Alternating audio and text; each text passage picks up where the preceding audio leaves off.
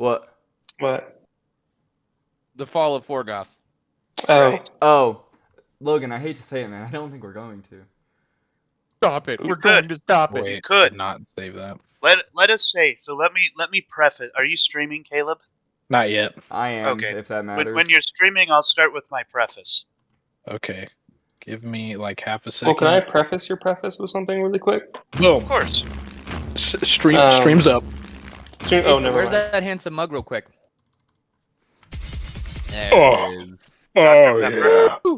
Dr. Pepper. Let me Dr. tell you. Pepper. Woo! Asa. That's a go-to choice too, Caleb. How about this one? It looks like the Eh. Shire, How about... but it Whoa. aspire. Whoa. Nice. Hey, I just wanted to give you Nice. all... I've already given Coolin this fair note of warning, but I want to give the rest of you too. I am a man who at all times is within arm's reach of a spork. So, Oh. yeah. Oh, No. The true sign of success in life. it's true. I went Or to... a there, man man. who's in relative proximity of a KFC. Yeah, no, that's exactly what it was. I went to KFC, I ordered a famous bowl, and they gave me 2 sporks. So... And now Turbo is Fair. laden with You sport. could say Turble's well off. It's true. That's That's could say market. Turbo's Also, well off. every honorable monarch in the UK owns a spork. The familial spork. Interesting. See, what you've done is you've prefaced with honorable monarch in the UK, which means none of them own sport. Ooh. That's what we've gotten to. Hey, listen, I'm an American. I hate the crown in all ways. I think it's stupid. I'll preface like that. Anyways, I'm an American. I'm for real. Yeah. if my window was open, the bald eagle would have come in. You guys know that He would have. You guys know that the bald eagle screech that we know and love isn't even a bald It's eagle. not a bald eagle. It's like Isn't a it red like falcon. a red tail a red tail hawk or something? Yeah, I thought it was a red falcon. You want to be killed? It Dude. could have been a falcon, whatever. You're I gotta play dangerous fire, the man. Iron Man theme real quick. I think bald eagle sound is cooler than the falcon sound. I won't lie. I think I the agree. weird chirp is cooler. I don't even think Anyways. I've heard a bald eagle sound. Anyhousers, okay. So, friends, people, individuals, gamers, D&Ders, Yeah. The gays. and also Asa. So I want to preface with just a couple of rule reminders, things that are a little different in my campaign. The first thing is nat 20s. Double nat 20 is an auto kill. It doesn't matter if it happens to you or if you do it to someone else. Double nat 20, auto kill. That being said, you're allowed to forfeit rolling that double nat 20. It's totally up to you. Could you question on that? Yeah. Could you roll the second nat 20 but clarify non-lethal damage so as to do all their hit points but not kill them? That might be a situation by situation basis. Okay. Because that was when I rolled my first nat 20. I was like, Dante was like, "Are you gonna kill him?" I was like, "I feel like I kind of have to." Right. Because that is the caveat. I'm glad we did because I'm we glad put I a did hole too. in the floor. Yeah, and he was Second- cool when he returned. Second rule thing, and I know it's not great news for the rogue, but Hey, whoa, wait. But I don't think there is a rogue in our main campaign, so I'm not terribly worried about it. If So you you're roll a gonna nat come down. 20 on a saving throw, you don't take any damage. I'm not sure if we want to stick with that or if we want to take it to you take a quarter if you roll a nat 20 on it. I like no damage. I like no Yeah, damage. I like no damage because I think it would get really confusing if I rolled a nat 20 and it's a quarter damage, but then I have resistance to fire, and then I got to figure out So it's an an eighth eighth? damage. Yeah. So are But you then if telling me you have a that you're quarter- bad at math? Wow. I feel like I may not be feel bad like at math, but I'm rolling. bad at math. I feel like rolling for saving throws kind of feels like a luck check. Right. Like, how lucky are you in doing this? Right. And I And a think nat like 20 a nat is perfect luck. Right. I think a nat 20 Yeah, and then I wanted to reestablish, just speaking of Nat 20s, the idea of a Nat, right? Nat 20 is an auto success, right? Just like a Nat 1 is an auto failure. So Mhm. don't think of Nat 20s and Nat 1s as like being punished and being rewarded. It's different. You succeed when you roll a Nat 20 and you fail when you roll a Nat 1. That's all it stipulates. When you roll a Nat 20 on trying to move a mountain, that doesn't happen. But you What? might Yeah. convince some people that you Moves, moved a no. mountain. You know what I'm saying? Does that make Yeah. sense? Like Or little you boy. might gain the reputation of mountain mover. Things like that. Nat 20s don't mean you perform the feats of gods. They just mean that you succeed in some way. Mhm. So does that mean when Asa seduced Tithir, Hey, you it already was all said in I his did head? it. Nope, you already said I did it. You already said I did it. I mean, I hey, think like by Coolin's ruling, I mean obviously it's Logan's campaign, but by Coolin's ruling, Asa, you didn't seduce the land. You just convinced all the other party members that you did. it's the same thing. It's the same, Or same thing. right? you convinced yourself. Yeah, and apparently you also convinced Or a God. little bit of so. both. Can you imagine Draconis walking out of the woods being like, I just seduced the lands of Tithir? Okay, What does I that agree. even mean? I You agree. don't want to He know. did do it. He did it. Great. I watched it happen. Right.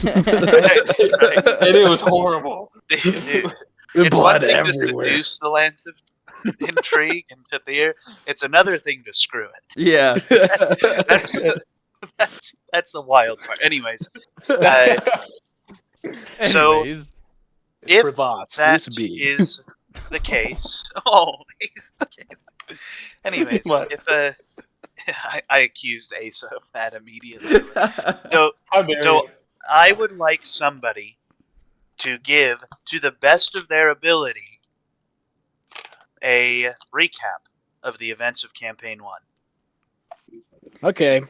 Okay. We can was work that in a minute. together on this. was that you saying you got this, Caleb? Let's Or how about let's group effort this. okay, well, so Let's what I talk amongst remember, each how other. about new? yeah, what Okay. All I, right, so we met at a tavern as usual, mm-hmm. and we were individual chasing around this little goblin creature. And then a dragonborn got stomped through the chest, and then we got taken to the king. King set us out on a quest to go find this thing in the woods. We found a little egg thingy, also a dead wizard, and then everything went And the bad because glasses. Alarak decided to put on the glasses a lot of times, almost lost his soul. And then we found the city of Botanica, and then we found Logan's character, the little gnome man, and then we fought some other people. Alarak burned a lot of people down a stairwell, a well. And then we went back to the king. Gave him the glasses, disappeared, came back. King was like, ugh! And then he turned into like this weird heretic thing, and the darkness spread across the land. Then we went to the big city, found our goblin friend again. Turns out he's some big honcho dude. Couldn't find any help. Religious people were like, no. Did a bunch of stuff there, went back, fought the big bad dude, and then killed him, and then that was the end. Oh, And yeah, then- and then we also ended up in the 9 Yeah, hells. portal opened up, and we. Also, Caleb, you forgot the fact that in the Colosseum, Leif died and was reincarnated as a bird. Okay, well, I got all the big points. Oh yeah, we also found a dragon. And Yep. more than that, we found the Bartholomew. egg, and the egg was carried with us, and Oh yeah, Um, the egg. she eventually turned into a little girl, and that little girl helped us with a lot, and like She helped. Pretty much powerhouse everything. party, She helped. pretty much, She helped yeah. restore the Yeah. the desert. That was. Oh, she also that helped Yeah. Quebec was reattach like- my soul to my body. Oh, also, it was all Quebec's like doing because Who Am I was like, hey, yo, prophecy, got to go do this, and so he like interacted or interfered with all of our lives differently and caused us all to bring us together. Yep, I don't know if he interfered with my life. I'm pretty sure he did. I think. I don't know. I don't remember if he did. I'm pretty sure like back then Coolin had stated that he interacted with each of our ways in some way. But the way that Coolin just said, I don't know, makes it sound like he's scheming something. So I will I don't know. Sheesh. Oh yeah, we lay also off killed of the me. king. We also killed the Emperor of Ohm, which That was Dante. Right. I don't yeah. claim that one. Oh yeah, you got beheaded. Yeah. Ha And then you laughed at my grave. Yeah, That was that's only because so- I put on the glasses. that was rough because I was as Wager trying not to be like, why are you laughing at my grave? Do not Yeah. laugh at me. I liked that episode. That episode That was episode fun. was good. So, to kick it off, we start in Rindwald, right? All of our characters meet in the tavern. Find out the woods are big bad. The king wants a group of people to go and look at what's going on in the woods. The woods have been consuming Rindwald for a long time. Gotsmead, one of the king's trusted allies, is sent with you. While you guys are in the woods, you find a cabin. While outside of that cabin, you find an old wizard walking in circles. Find some glasses, you try them on, you try a bunch of things. Then you give them to the wizard, and he rejuvenates. And he's like, I am Arkelos the Wise. Let us go, and let's go down here. There's a sick artifact down here. Let's go get it. You guys go down there. Xavian grabs the seed, freaks the piss out, because he sees that Arkelos has ill intent. And he explains a vision he sees in which Arkelos kills somebody in order to get in contact with the seed, but fails, because the person he killed laid a curse upon him to never lay a finger on it. Blah, blah, blah, blah, blah. He tries to take the seed, you kill him, and then you guys go back to Rindwald. Once you guys are at Rindwald, you are like, oh, well, the glasses are here. We took the glasses from him.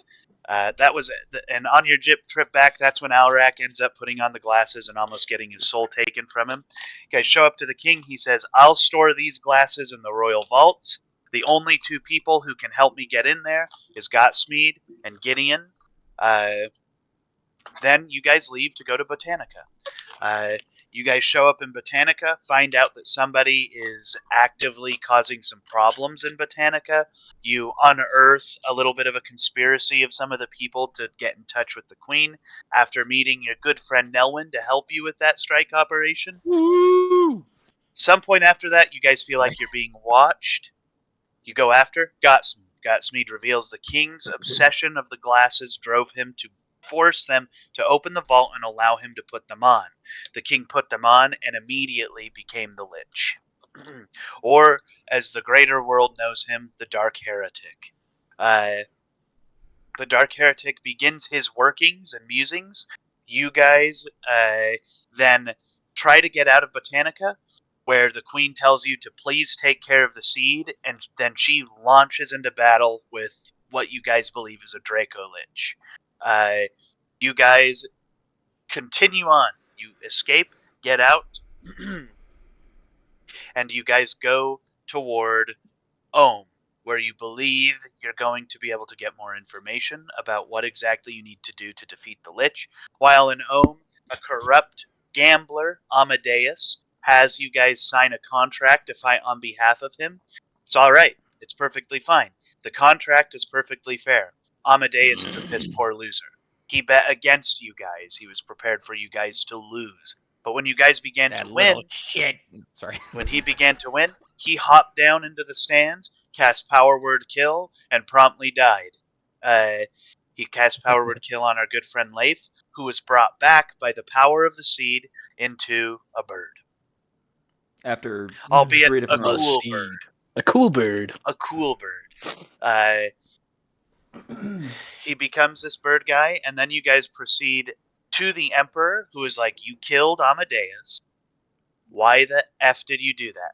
Because now everything's out of order. Then you guys show him the seed, and he starts to freak out big time. He takes it, and then he explains, blah, blah, blah, that the whole reason the war started in the first place was because of this seed. People wanted the seed so they could have power. They would use it to expand their kingdoms. And he made a deal with Calroy that it would never be touched again.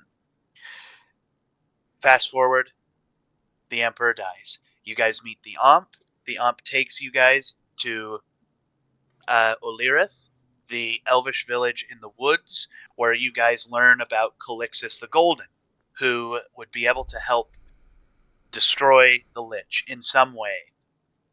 You guys go down there, you meet Wager in there. You guys go down, you guys successfully bring back Calixus the Gilded, who is a golden dragon. That is Good old after Calixtus. running into Gotsmead's half-decayed corpse that you then leave with Bartholomew. Xavion's mom. Oh yeah. Oh, Xavion's mom. Right. Right, Oh, yeah. Xavion's mom. Yeah, brush up real quick. Sorry. Allow me to make No one- myself look. Oh, wait a second. She's probably alive during this prequel trilogy, right? She might be. She might be. She could be. Because she's an elven druid. She's Right. freaking old. She can live. Her lifespan is basically 10,000 years. So, if she's halfway through that, then she could be alive. Which is wild to think that something that occurred so long ago, there's only 2 generations separating those events. Seriously. Anyways, you guys revive Calixus the Golden, the egg hatches, and you guys meet Alora, a small girl who resembles the Queen in Botanica. As time goes on, it becomes more and more apparent that Alora is necessary to defeat the Lich, and she has problems with this as you guys begin to travel up north to head to Calroy and into Bellamar. You guys pause to meet with a man called Hucon Oddleaf, who's supposed to know something on phylacteries of liches, and he says, "What are you doing here? Something's all wrong." Oh, you Harper. meant to meet with him by a decree of Gotsmead, who, when you Yep. returned back to the mom's house, was completely different than when you had left him. He was like fully bearded, had on a cloak, a bunch of stuff, right? You guys go up there looking for Harper Oddleaf. You run into her father, Hucon, who's like, "What are you doing here? Why do you want to speak to my daughter? This doesn't make any sense. She's just a kid. Get the F out." And so you guys ask him for information. He sends you to Bellamar. Once in Bellamar, you guys learn that Who Am I is there. You guys are trying to find Who Am I, and at this point you meet Kavek the Viper. And Kavek reveals that he's the one who killed Wager's mother. He's the one who orchestrated the conflict that led to Nelwyn's daughter's death. He has been Son of a in front of a lot of things, all in the name of rejuvenating the dunes back to their former vegetated glory. Blah blah blah. You guys go into the school, fight Kavek the Viper, and Who Am I? Where you guys find that Who Am I is just a divinator. He didn't order Kavek to do anything. He just said, he just told him the future. You guys kill Kavek, and Who Am I disappears. He goes through a dimension door. Following that, you guys begin your trek down to the dunes because Alora believes you need to go there. While in the dunes, you guys see a bunch of prophecies that talk about the resurrection of the dunes. Then the Lich attacks. The Lich, this is when the final battle commences, is in the dunes. You guys successfully defeat the Lich with the help of the Paladin's soul that Nelwyn had picked up and taken when you guys were last in the cabin. The Lich falls, but alas, the Lich had already done what he needed to do and had caused a sever between the planes to allow some nefarious plot to occur. The Lich, or the Dark Heretic, kept claiming that his master would be able to fulfill his purpose. That's what he kept claiming over and over during the battle. Inevitably, we end with Botanica springing out of the ground and Alora saying, "This is way worse than we thought it was. The sun turns blood red." And then you guys step through a portal into the Nine Hells to take care of problems. That brings us to what we have met here to begin today, which is Campaign 2, which is named Arahim Chronicles Shadows Beyond. Let me But update my before we get into that nonsense, there's a little more of this story that needs to be told. We need to jump back about 4,000 years before the events of Campaign 1.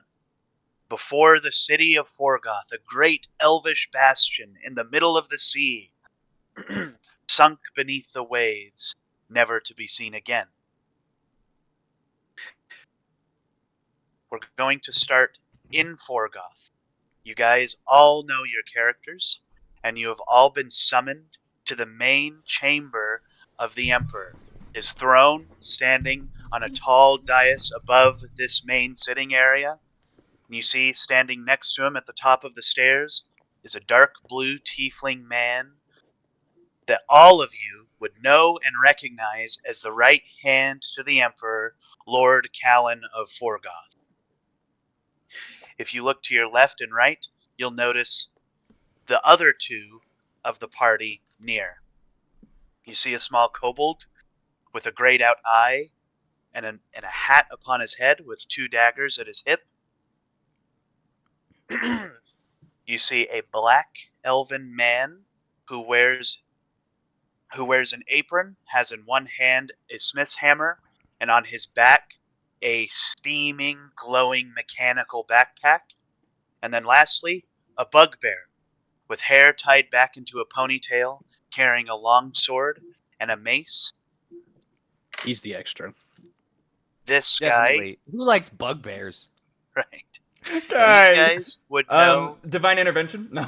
Kill him. You It guys, doesn't work. I've discovered that Kill doesn't him work. now. Divine You guys- intervention, fake. right?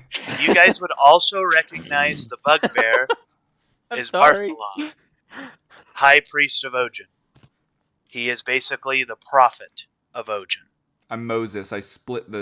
I kind of split. I didn't really. I flooded a plantation. I'm Moses. I speak for the seas. Pretty much. To just explain Forgoth a little bit. Forgoth, although this island is quite small, it has a sprawling city atop it, and on the very borders of the islands, it is swamp. These are pylons and pillars and spires of marble, engraved with golden veins that run down them.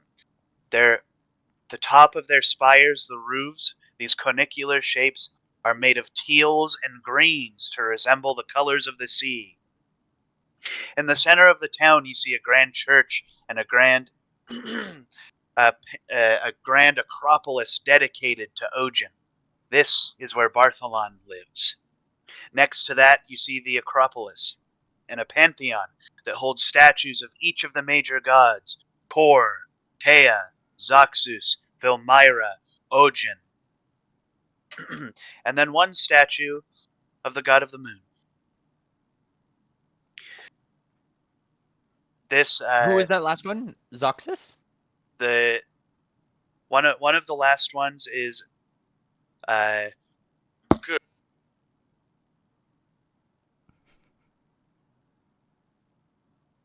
Yeah, I think he knows he's muted. Oh, maybe he doesn't know he's muted. Sorry. When did I mute?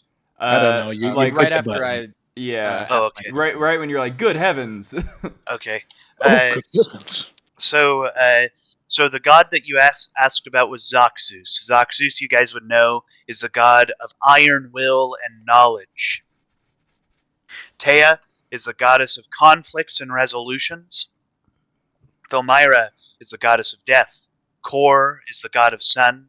And Calgus is the god of craft and celebration. Ogen, Who is the god of the moon? the god of the moon, is called Altor. Most of you would know, though, having read some of the main holy texts, being the Valfaxian Epistle, that Altor has fallen from grace and is not officially worshipped, but he is recognized. Oh, the document that I was supposed to get.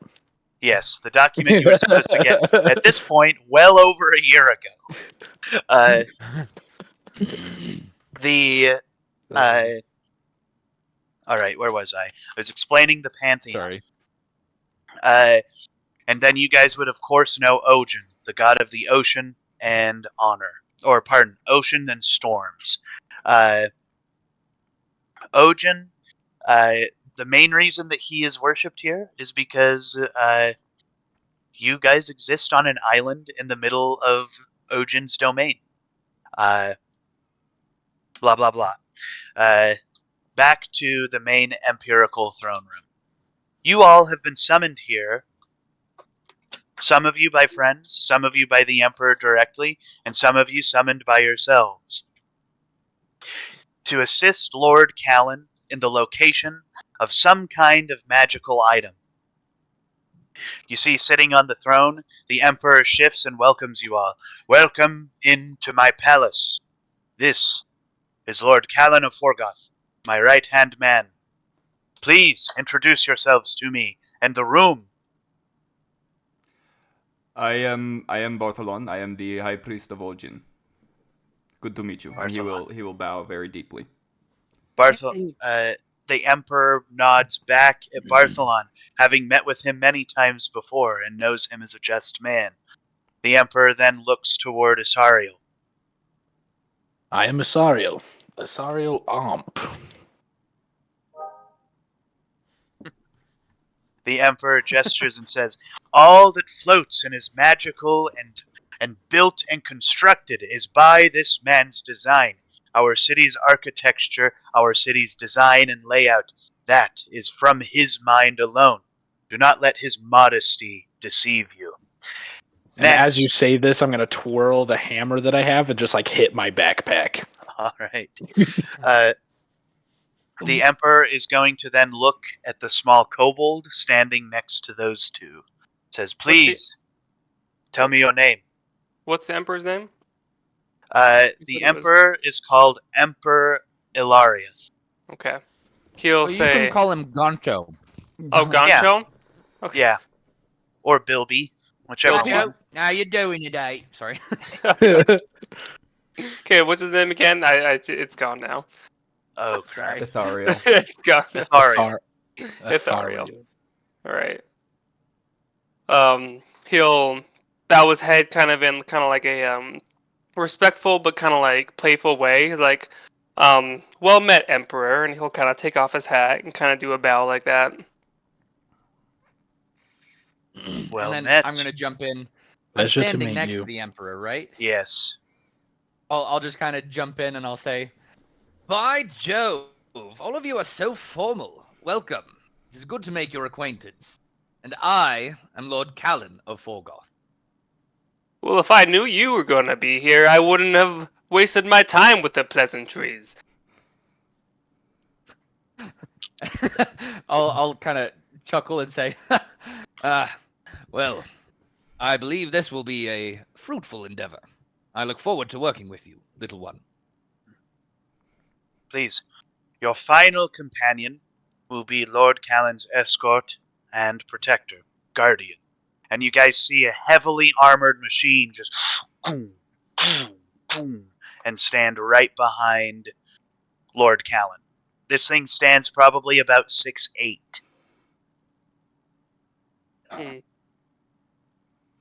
I'm just going to mutter myself, what a fine piece of work. You see Guardian looks toward Isariel and goes, thank you for my creation. You're welcome, son. It nods. You're welcome, me boy. You're welcome, me boy. So wait, you made Guardian? From what you can tell. Caleb said, insight Be check. Yes, I created him with these hands and this thumb. What did you do with that thumb? And Lord Callan would know this, right? Lord Callan would be aware that Guardian was created by Isariel. I make everything you see. Literally. The Emperor looks and says, well, this is quite the crew to go forth and acquire something that Lord Callan seeks so dearly. Please, according to the plans you've presented to me, Lord Callan, to allow this kind of interesting journey. I must say it's very strange to see that you yourself would like to do this, would like to go on this mission as well. Please tell me, what is this artifact that you seek? Ah, that's a great question. Well, my research has led me to an interesting discovery. Have you heard of gauntlets of giant strength, whether hill giant or cloud giant? I'm afraid I have heard of them. To simply put them on would bolster your strength immeasurably. And I have learned of a specific text that speaks of an ancient artifact that does the same thing, but it is a circlet. You put it on, and it empowers your mind. I would like to find that, to see what kind of discoveries we could make for the kingdom of Forgoth. Do you know specifically in what ways it empowers your mind? It broadens your range of thinking, allows you to think about multiple things at once. Beyond that, the text was quite vague.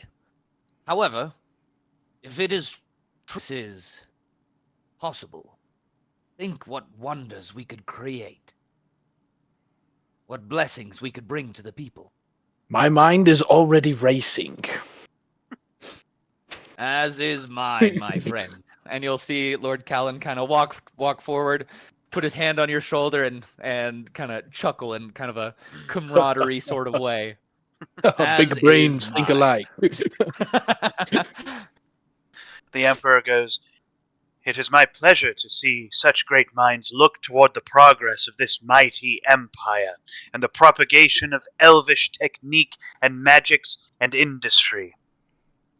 Well, I believe if this is the case, then you've got quite the crew to make this happen.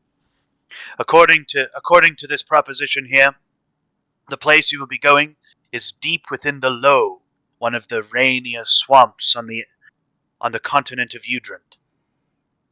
I urge you to be careful, as there are many, many dangerous beasts there that could very well kill and consume you. But I believe you are very capable of making sure that none of you come back harmed.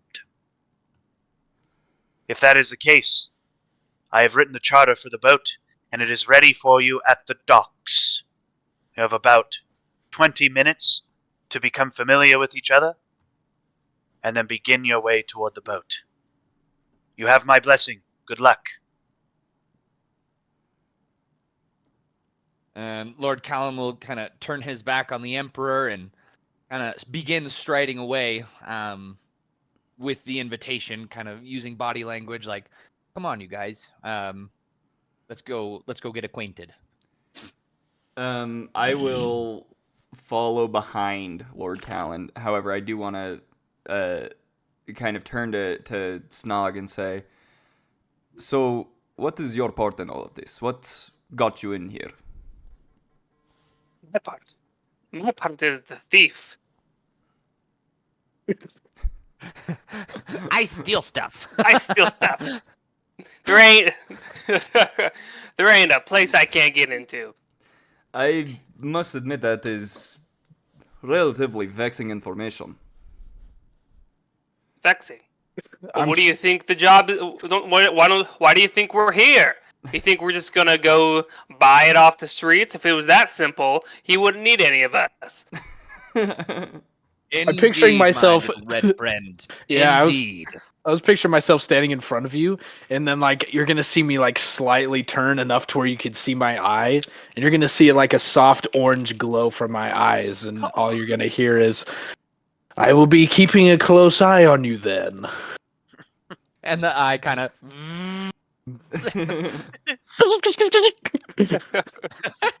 Guardian is following behind the group, just lumbering slowly behind you. I would like him to take a step on a wooden stair and break through it. Guardian steps on a plank of wood on the way out.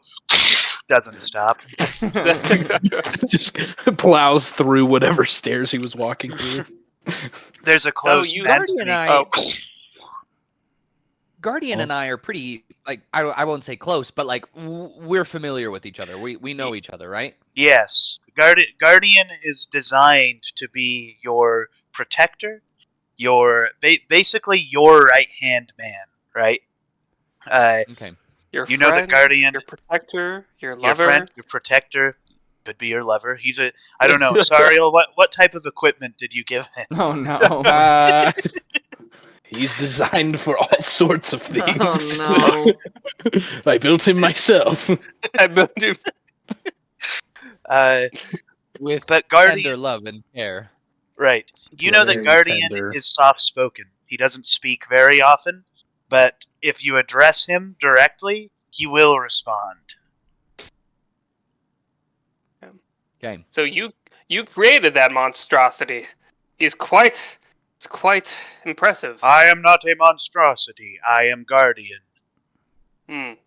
Yes. I must say, if our objective is to, as our little one said here, steal something, I don't believe that a heavy lumbering guardian might be the best idea for a stealth mission, would it not?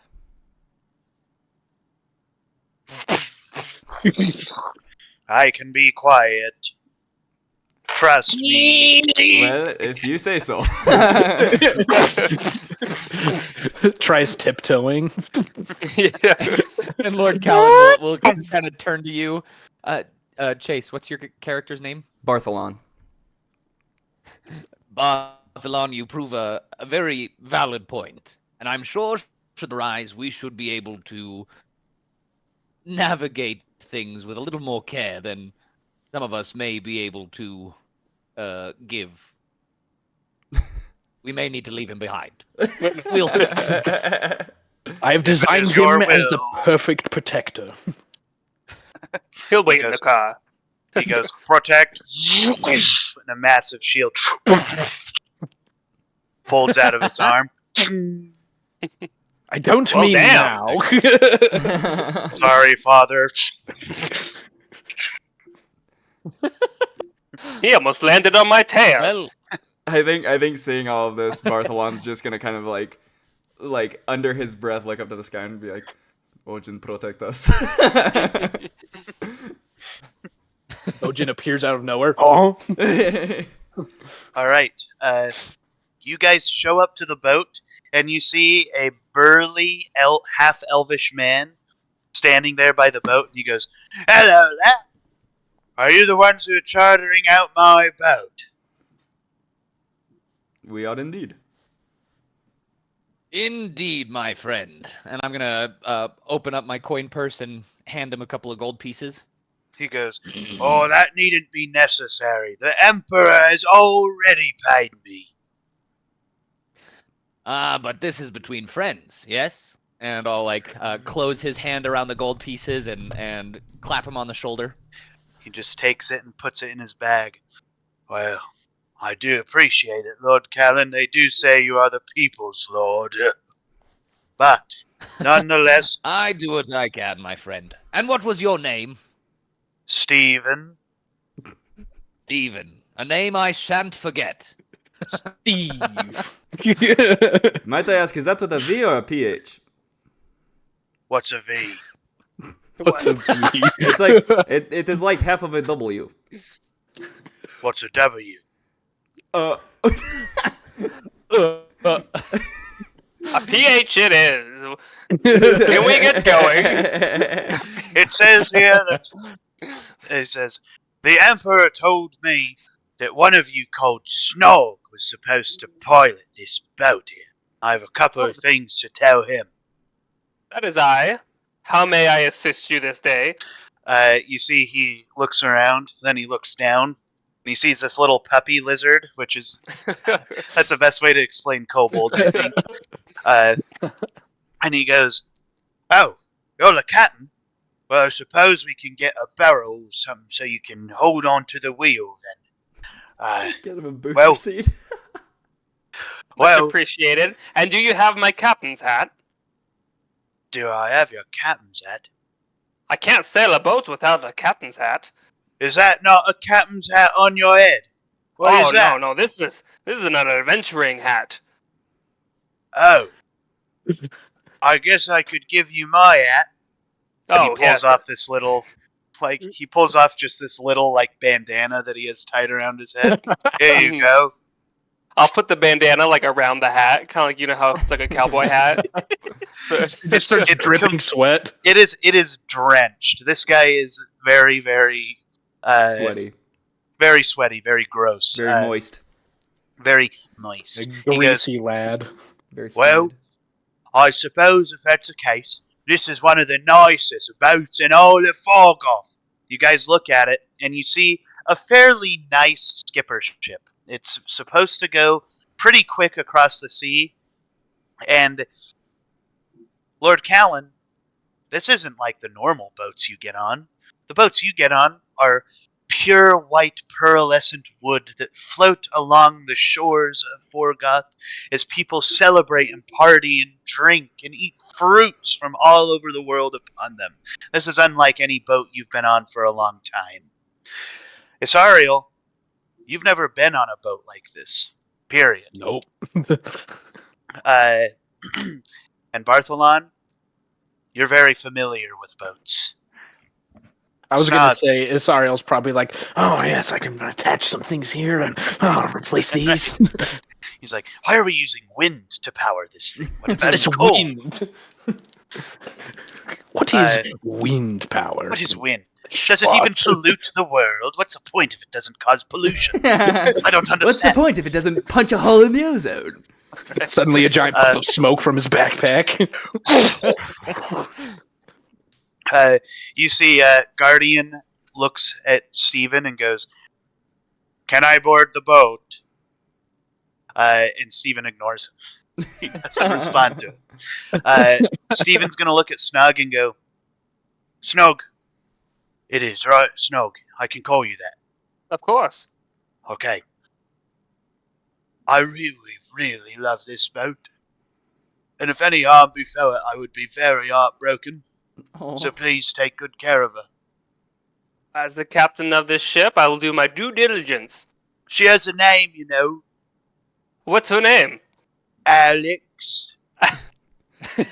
I will Is- take good care of Alex. Now, is that with an E or with a Y? If this is important You keep information. saying these crazy things over there. I don't know what you're talking about. Well, if anything happens to this boat, I'm sure I can build you a new one. But it's not. Would it be Alex? You see, he starts contemplating the ship of Theseus. Yeah. No, it would be Gary. Gary. I could love Gary. I could love Captain. Then you see he says, all right, I've stocked the ship with all the supplies you'd need and anything the Emperor ordered. There is a singular cannon on one side. You have to roll it around underneath to the other side. Keeps it lightweight and quick. There are only 6 cannonballs. Good luck. And then he's going to walk away. I have a We never saw him sinking again. suspicion that we're probably going to need more cannonballs.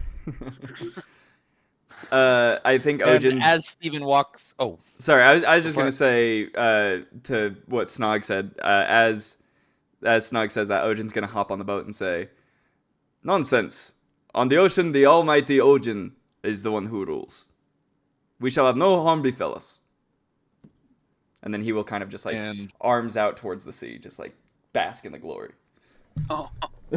and Stephen will, or pardon me, Lord Callan will call out to Stephen as he walks away, and he'll say, "My friend Stephen, you have our thanks. May the gods protect this journey."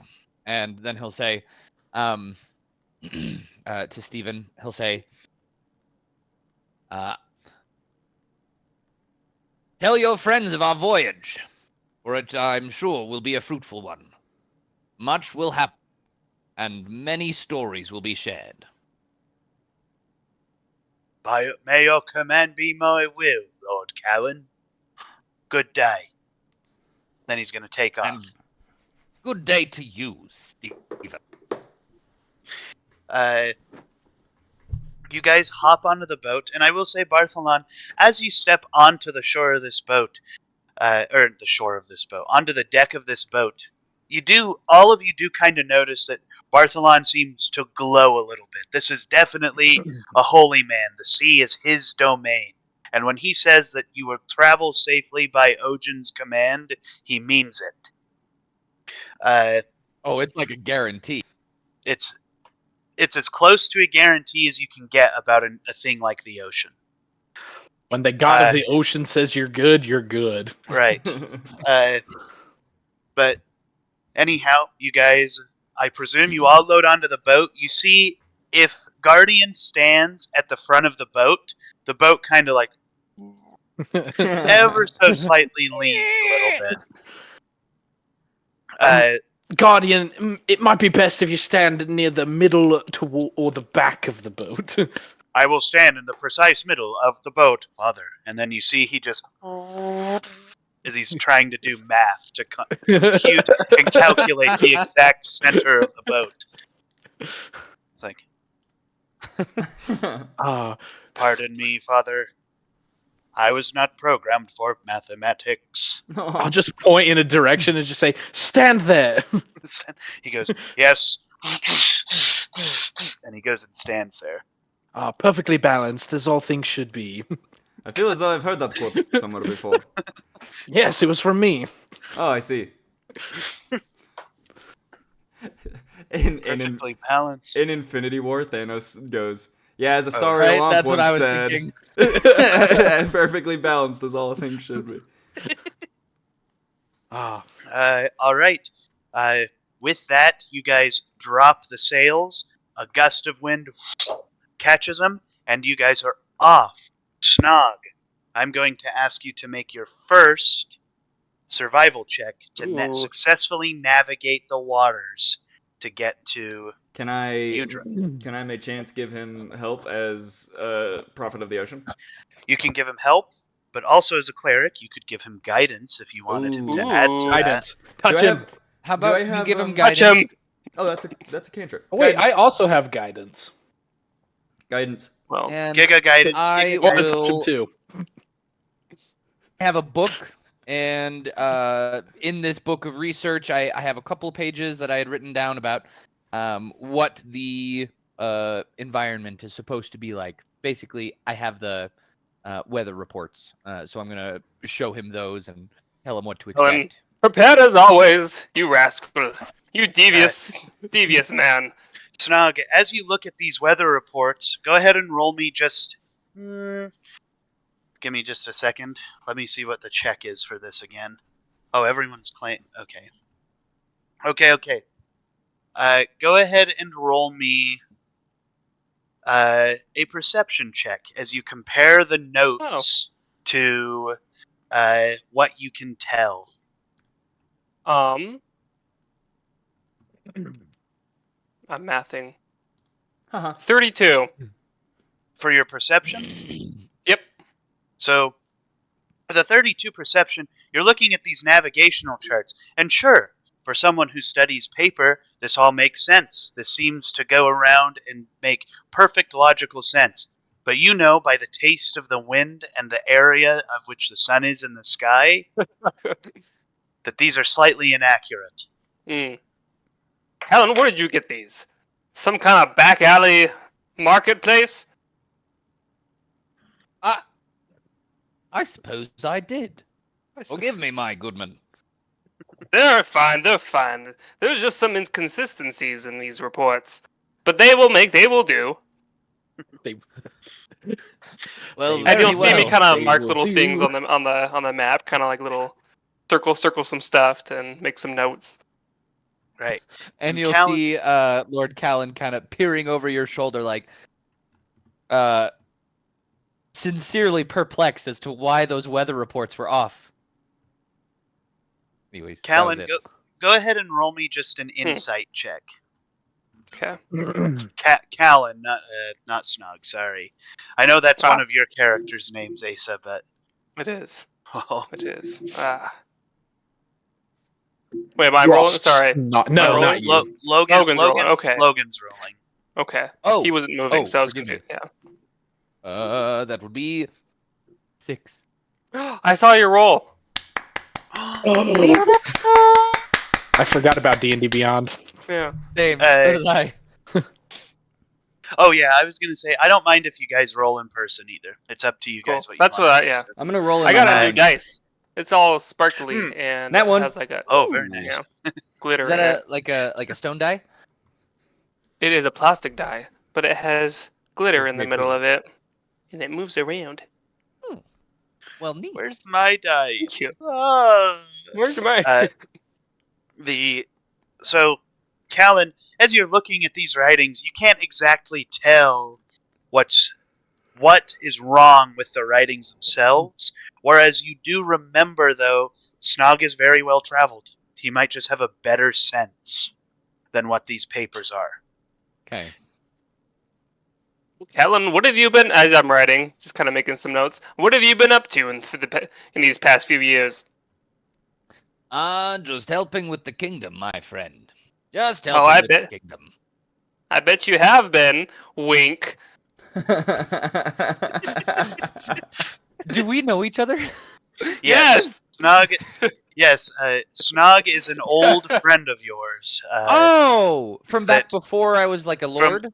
From not back before you were a lord, you would have been in the process of becoming the lord. I don't necessarily want to reveal too much about Snog, but you would know more about Snog than that. Okay. Okay. It's been longer since you and I talked about it, Logan. So it's Forgive my lack of No, you're good. You're good. hippocampal capacity.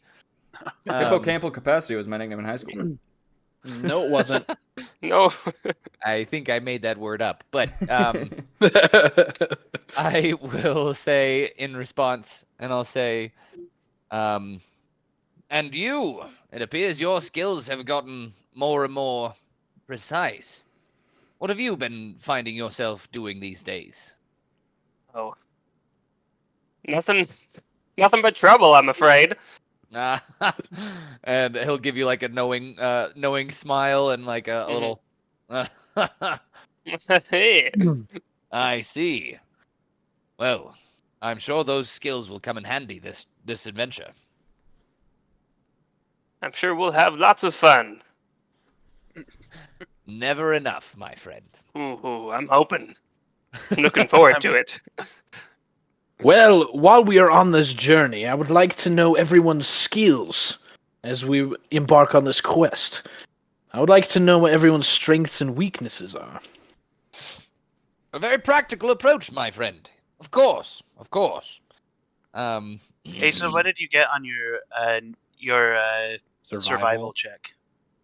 How much advantage did he have with 2 guidance and And help. Yeah. maps and weather reports? So what do Let's see. you guys give? What do you guys add for guidance? 1d4. Yeah, a D4. So wait, Um, do I have let me advantage see. as well? Let me see. Yeah. So one of you give help. Okay. One of you give guidance. I don't think guidance stacks. No. I, does in not. that case, you give him guidance. I'll give Caleb, the and guidance while you give the help. I'll be doing my you're a Moana prophet. stuff over here. Make way, make way. Who's rolling the guidance? So, you you do. are? Oh, I am? What's the dice? Yeah, What's the dice? it's a D4. 1d4. Okay. Okay. Destiny You're 4. just gonna Um, see me reach out, and you're gonna see this little like glow of light go from my arm as it lands on you. Okay. So in mathing, we're doing a math.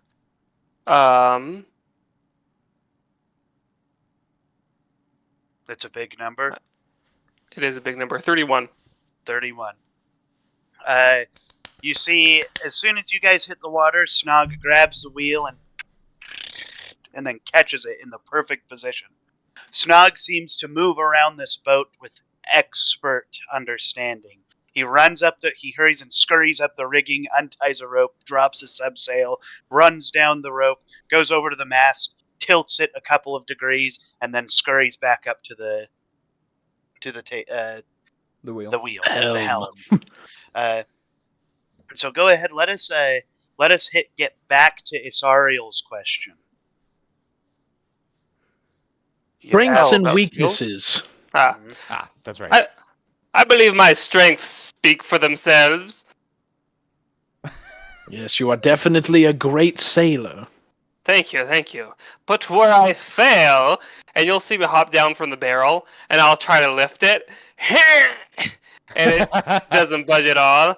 I am lacking in strength. Yes, but you have a strong will. Oh, you flatter me.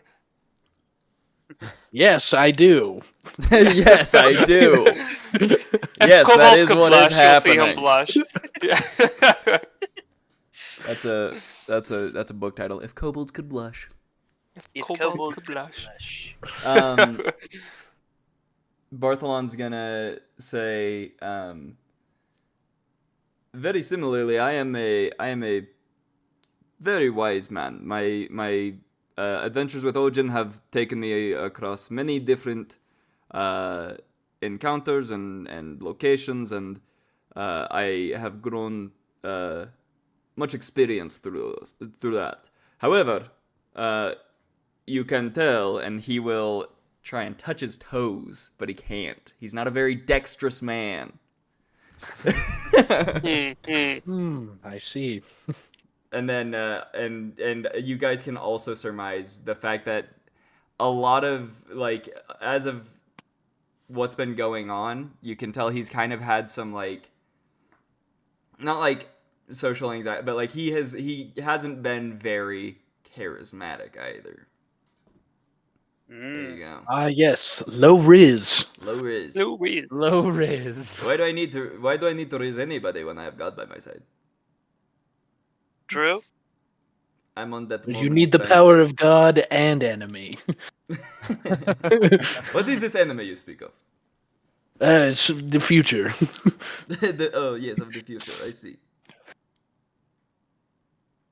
And you, Sir Callum.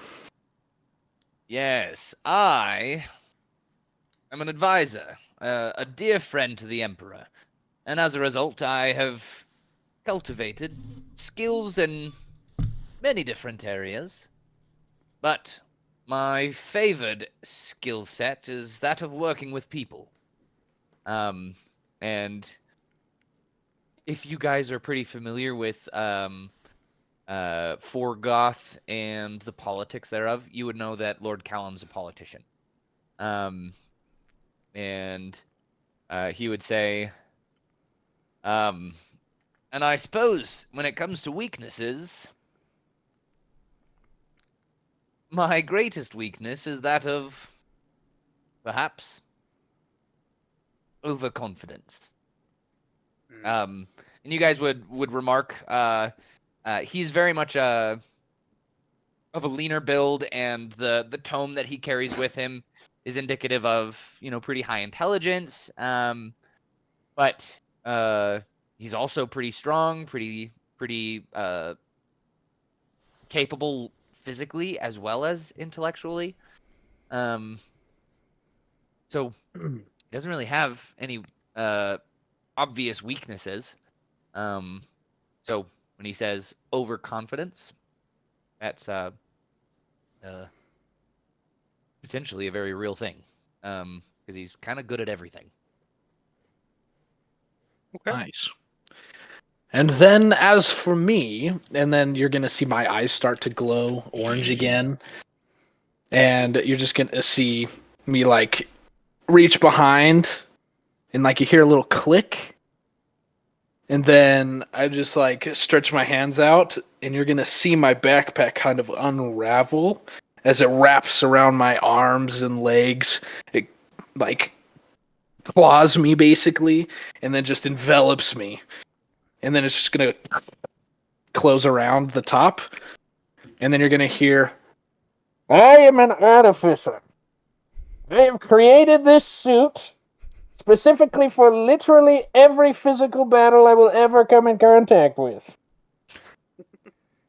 I am incredibly strong in body and mind. You built that armor for every combat imaginable? Yep, everything. Even a bear? Yep, Even a owlbear? yep, Even a bugbear? yep. Wow. And Lord Callum's just gonna walk around you, kind of encircling you, and he'll say, By the gods, man, that is quite the work of art. It appears we Thank have our you. own man of iron here. I built it myself. And are there any weaknesses to this suit of armor that we should be aware of? Like an album? Nope. The only thing that I'm weak to is bear. Oh, okay. Just bear. Noted. I see. It's very impressive. Very impressive. You guys. Thank you. Excuse me. You guys hear shifting and moving as Guardian begins to approach the helm of the boat. And the boat kind of leans towards the front. Starts to lead toward the helm. I guess we're in the and he back. comes Yeah. up and he says, I saw what the small kobold did. And you see that he grabs the barrel and he lifts it above his head. Just And I'm still on the barrel. Oh. he crushes the barrel in just one hand. Oh, Oh, never mind. I'm not on the barrel.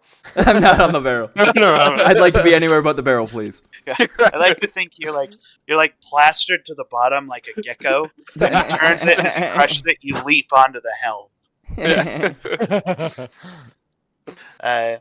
He goes, I am very strong, and I protect. He puts that shield down again. And Callan will walk to the side, kind of back behind the shield, and he'll say, "And your companionship is much appreciated, friend." He turns and he looks at Callan and says, I try to be what you need me to be, my lord. And you Well, are. You are. And what I need you to be is getting me a new barrel. Of course. He just hops down the stairs. And then he comes back up. Thank you. Barrel acquired. Well, Isariel, do you believe that answers your question? Yes, it does. And then I'm just gonna back to backpack mode. And be like, I believe we have a strong group with us. And I believe we can handle most anything. As do I. By Jove, we shall succeed in this journey. Who is this Joe? You've not heard of Why do you Joe? keep talking about him? Well, come here and let me tell you the story. And he'll kind of pull No, you not aside. this story again. The only story I've heard of God. Joe is Joe Mama. Oh, I love the Joe Mama story.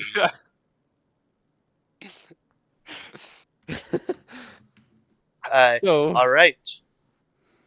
So we proceed through the seas. You guys make quick journey through the first day, and then comes night. You guys wake up and you continue your navigation until you hit the shores. Let me hurry and pull up the map.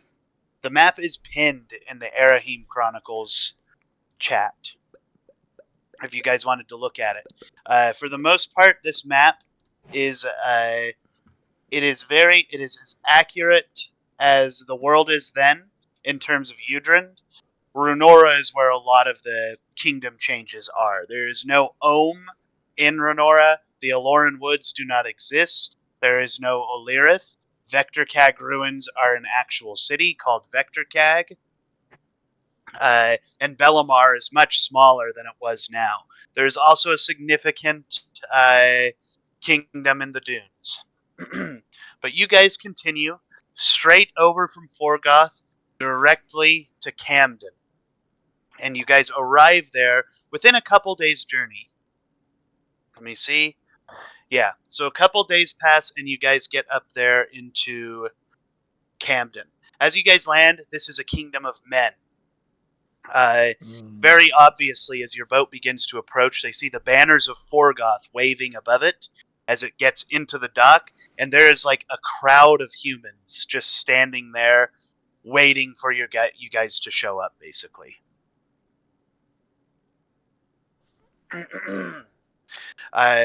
The boat boom, parks at the dock. and then a board is put across to allow you guys to travel, and you just hear the crowd begins to just like start murmuring and talking amongst each other.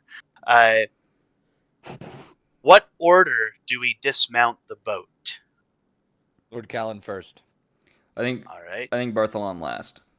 Okay. No, no, I'll no. go no. I have after- to go last. I'll go after A Callum. captain stays on the ship until everybody is off. But I want to stay in the ocean. No, I'm just kidding. I'll follow Guardian. after. Guardian looks at you guys and says, "Am I to stay on the boat, or do you want me to join Lord Callan?" Join us, my good man. Join us, please. Of course. And he'll Oh wait, no, not on the plank. Sink to breaks. the bottom of the ocean. You guys look over the edge of the dock and you see this robot just toward the shore. I have made him extremely new plank. waterproof. and Lord Callan will be across, and he'll begin looking at all of the onlookers, and he'll flash a grin, and he's going to say, wait, who are we here to meet?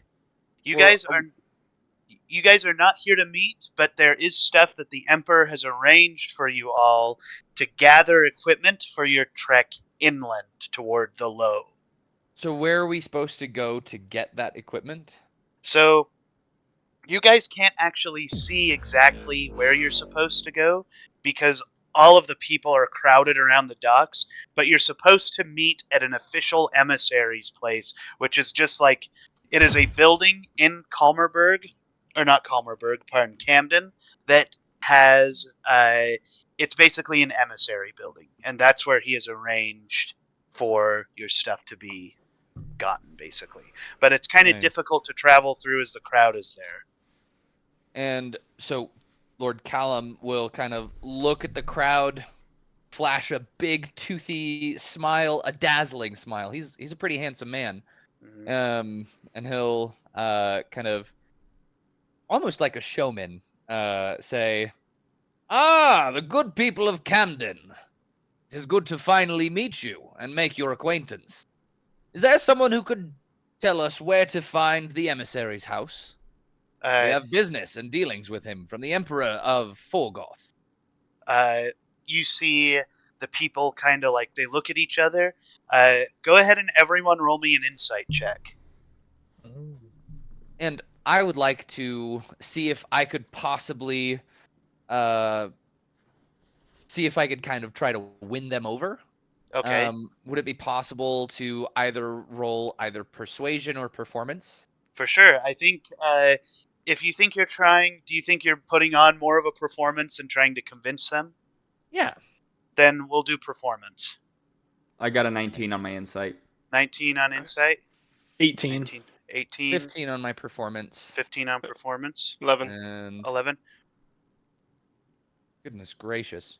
9 on my insight. Okay. So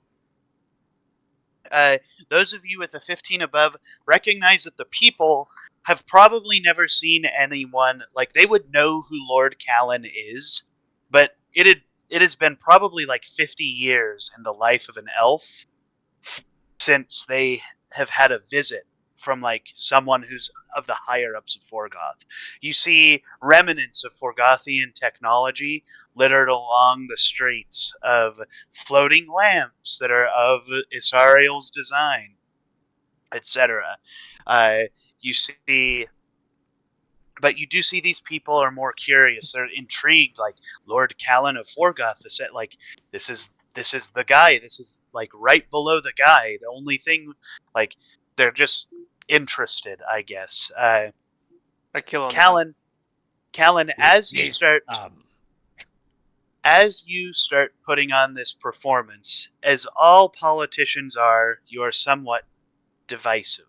There are some people that are like, Lord Callan, come through. Let us take you to the emissary. Gather some food. Get a banquet ready. And you see people that are kind of like, Forgoth imposes great taxes on trading through the Great Air. This is very bad for Camden. I do not believe that this would be a great thing for us to entreat this man so graciously. They're bitter. Can I But- go to some of those like dissenters? Mhm. And I'll say, I'll say to them, I know it is not what we truly wish, but in order to make sure both kingdoms can thrive and flourish, trade must be levied, trade must be leveraged for both nations to thrive. And it will be my mission when I return home to ensure that Camden is well compensated for your aid you give us today. Mm. As you Go know, ahead. I am a dear friend to the king, or to the emperor. Go ahead and roll a persuasion check. 23. And with a 23, you see that some of these people look at you, and they're hanging on to that. You say, "It is my mission to guarantee your taxes paid, whatever. You are well compensated for our arrival." And you see they look at you, and they nod, and then they step aside and allow you to pass and shake your hand and all that stuff. Hear some of them saying, "This man is a... He might be better than we thought after all. I suppose you cannot judge a man only by the tales that precede him." And you see a bunch of people are asking, like, they're asking questions. Some of them are political. Some of them are from, like, kids, like, "What's your favorite food? What's your favorite color? Why are you blue?" Things like that. Others are like, "Lord Callan, what do you think of the Bellamont of Calroy being formally acclaimed and created as a kingdom in Renora? How does that affect Vectorcag and our trade to Corpse Coral and the likes thereof?" Things like that. Do you choose to engage with any of that banter? I will engage with the more simple questions. Generally Okay. not the more it's like if somebody asks, "How do you feel about gun control?" right? Like Right. the politician isn't very likely going to say, "This is where I stand, this is right," but when Right. when it's like, "What's your favorite color? Why are you blue?" like Mhm. there's easy answers to that. So he'll Right. engage with that, and mainly try to pick the weaker looking people or the children and Mm, make them feel great. Make them okay. feel like $1,000,000. So you have that same kid. He runs up and goes, "Sir, why are you blue?" Because when I was little, my mother dropped me in the ocean and left me there for an hour. And then a spirit came and washed over my body. And when I came out, I had blue skin. You see the kid looks toward his friends, and they kind of look at each other, and then they run off toward off the dock toward the shoreline. These kids are gonna drown themselves trying to become blue. You see what they're doing is they just go out there and they're just letting the waves wash up. We're gonna not make it grim. They're not trying to commit suicide in the water. They're like, "Oh, we just have to be underwater for an hour." But you see that, and then you see a couple parents come up and say, "Now, children, stay away from the waves," all that kind of stuff. Next, so Callan, you endear the people of Camden to you a little more as you proceed through the crowd. Who was next in line? It was Me. Isariel?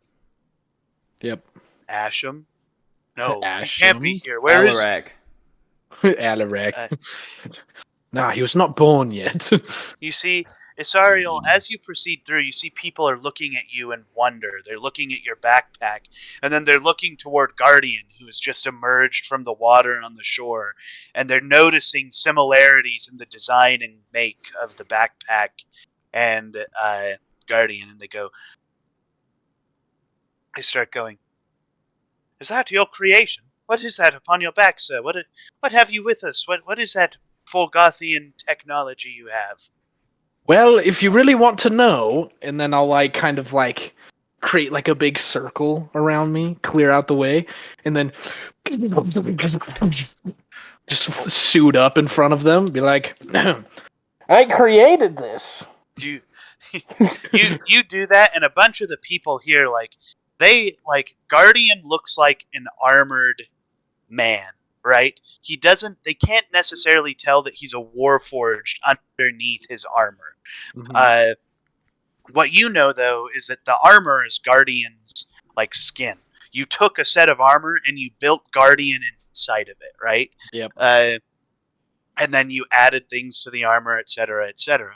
You see that they think that you had designed they had thought you of some kind of smith, but now they see that it is far beyond what they had thought, and they look at you, and some of them go, "Oh, by the gods, what is that thing? What is that beast? He's been engulfed. He's been eaten." And some of them start to leave, but others are just intensely curious, more inquisitive people saying, "Is this the advancement of technology on Forgoth? We barely have floating lamps here and crystalline lights. Heavens!" No. This is the only one of its kind, and it's not a beast. It is simply a piece of armor that I have constructed. I will say at that point from your backpack, just a little of just smoke or steam just bellows out, and you see a bunch of people. You see some of the older people and children are like, "He must have harnessed the power of a dragon. There must be a dragon in his bag." One of the old people is like, "Dragon! No! No! Dragon!" They start panicking. Right, there are, but a majority of the people seem just interested in the fact that technology has advanced so far on that island in the ocean. And then they slowly allow you to pass. Next, you're going to see a delegation from one of the churches here. Bartholon, you know this guy personally. You trained this guy on Forgoth and sent him to Camden to preach the word of Odin. This is Bartholos. My long lost brother. No. So am I off? Bartholon and Bartholos. I was behind Isariel, so am I off the boat at this point? You guys have slowly, as we've gotten to each point, it's when you guys step onto the dock that I'm describing these things. So as Callan stepped on, he answered the questions. As Asariel stepped on, blah blah blah. Okay. So I'm at the dock. It is now your turn. Okay. Yes. I'm gonna. Bartholos goes, Oh, sorry. Go on. "Bartholon, is that you? Yes. My mentor?" Yes, it is, Bartholos, good friend. How are you? How have you been? Well, I've been doing as much as I can here on the shores of Camden. Why didn't you tell us of your coming? What is the meaning of this? What is the meaning of this delegation? Well, as you know, sometimes Odin gives us some not, let's say, last minute directives, and that is what I am doing here. I am simply helping Lord Callan with a operation of sorts of what he is doing. So, had I had a little bit more time to plan, I would have told you of my coming. Oh, of course. I meant no offense. I meant no offense. None taken, my friend. I'm just curious. It has been a long time since you have traveled from Forgoth. Are you glad to have been on the open sea for a number of days? How was that? My friend, nothing compares. Being in the vast ocean where Odin alone is the driving power is truly exciting. I wish that one day you and I can take our own little trip out onto the water. Of course, and the rest of the apprentices, the Kalmerberg Church and the Vectorcag Church and Corpscore, even those on Sanctuary Island Last Watch, they would all love to attend some kind of jamboree. Of course, my that friend. Would be a of great course. idea. Well, the work continues here. That we it are does. now 150 strong here in Camden. It would seem that you are doing great work here. Of course. Odin would be proud of you. Well, where is it you're going, Bartholon? Where is it you're going? I believe we are heading after we get a little bit of gear that has been reserved for us here. I believe we are going towards the low. You're going to the low, yes. I've been to the low before. Anything to Any information that we might need heading that way? All I can say in my personal experience is that the Ojin of the Great Hyea and the Ojin of the Low are very different. They are very different indeed. Different waters, different turmoils. I see. Well, if you think of anything else that you believe might help us on our way, please do not hesitate. Of course, and if there is anything you would require of us, we are at your service. Thank you, Bartholos. It was very good to see you. And he will reach his hand out for one of those like forearm clasp things. All right. You see, Bartholas has a scarred arm, just like he's an older guy, and he just poof clutches yours. He And goes, then, sorry, go on. "Nope, that's all." He just shakes and Yeah, I was gonna say Bartholon will just nod his head and begin following Lord Callan and Isariel. May Ojin guide you, Bartholan. May And- Ojin guide you. And you as well, Bartholos. They start to take off. You see that as those three get off, as you three get off the boat, the crowd seems to disperse a little bit as Snog slowly walks down the plank. Snog, what would you like to do in this moment? So I heard some people like shouting and like they were afraid of dragons. So I'll walk down the plank and I'll kind of just kind of say, no. "Did somebody say that they were looking for a dragon?" And like you'll see me kind of like let out a roar, and like just a few little sparks and smoke will come out of my mouth. He's turning himself into Mushu. Right. You see some of the children look at you and go, Are you a baby dragon, sir? Are you a baby dragon?" Why, of course. My mother and father were fierce dragons. You see they look at each other, and then they go and they find sticks to come and fight you off with, I guess. We will proceed through. Go ahead and roll me... Give me just a second. Snug, go ahead and roll me a perception check as you walk through this small crowd of people following behind. Let's see. You see a lot This of dice. wallets. A lot of. Ooh, that was a good roll. Perception, you say? Mm-hmm. I think it's another 32. As you're looking at these people starting to walk away, you notice that a lot of them have components. They have components for certain spells. They have certain rings on them. They could be great base jewels for magical items and great base rings. You see a lot of these people seem to have stuff like that. Interesting. You Some of them also- are magical, some of them potentially aren't. Some kinda of like, them seem to be possibly magical. Some of Mhm. them also seem to be mundane. But Mhm. as someone Of familiar high with the value. trade, right, you would know that some of these could be used Mhm. in a way to, I don't know, trick some unknowing mages. Perhaps they would sense a little bit of arcana off of a gold band, but it's not magical, really, is it? Okay.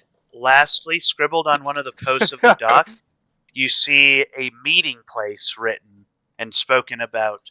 It is near the market, next to the fruit stand. Okay. Like what do you mean meeting place? It just is talking about a place where two people plan to meet, and it's written. Is there in a time on there? Uscant. There Oh. is a time. It says midday, which you guys would know is about an hour away from what time it is now. It's about 11. Can I ask an entirely off-topic question? Sure. For lack of, because I don't know how else to say this, can I, just for future reference, can I touch myself to give myself guidance?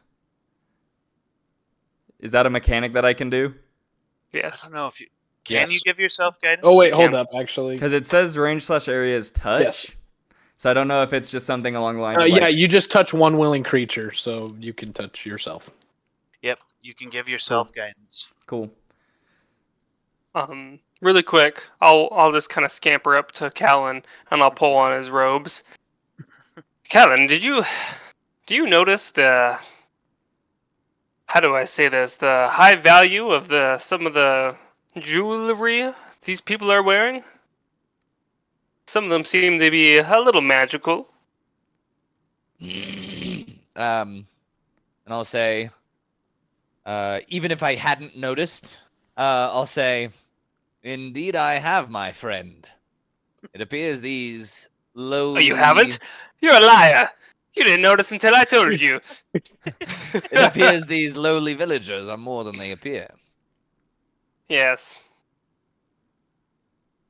I don't know what it means, but it's what's the word? Off-putting. I would say the same. Perhaps we should tread with care around these people. Oh well. I agree. You'll see me start tiptoeing. And for a few moments, Lord Callum will also lift up onto his toes. You just see like the kobold. Oh. Oh, What the hell are they doing?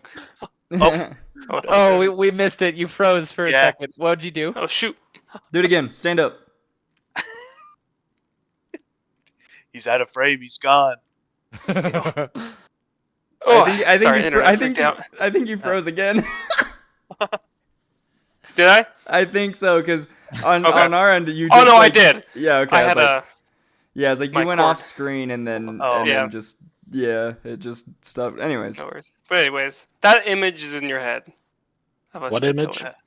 Oh, I Tiptoeing understand. You see, as you guys step off the dock, Guardian reconvenes, and he kind of pushes his way through the crowd and goes, "Everyone, give Lord Callan and his party room. Step back, please." And you see the people, like, seeing this towering behemoth of a thing, basically. They just kind of part as he kind of creates space between you guys and the people. And you guys proceed to the emissaries. At this Yes. point, you are going to realize that my character is not currently standing with you, and you look over and you see him just like launching his fists in the air continuously, showing off of his like scientific genius. And as Guardian gets most of the way through the crowd, Callum will step towards him and say, "Ah, we have nothing but friends here, my friend. There is no need to push them aside.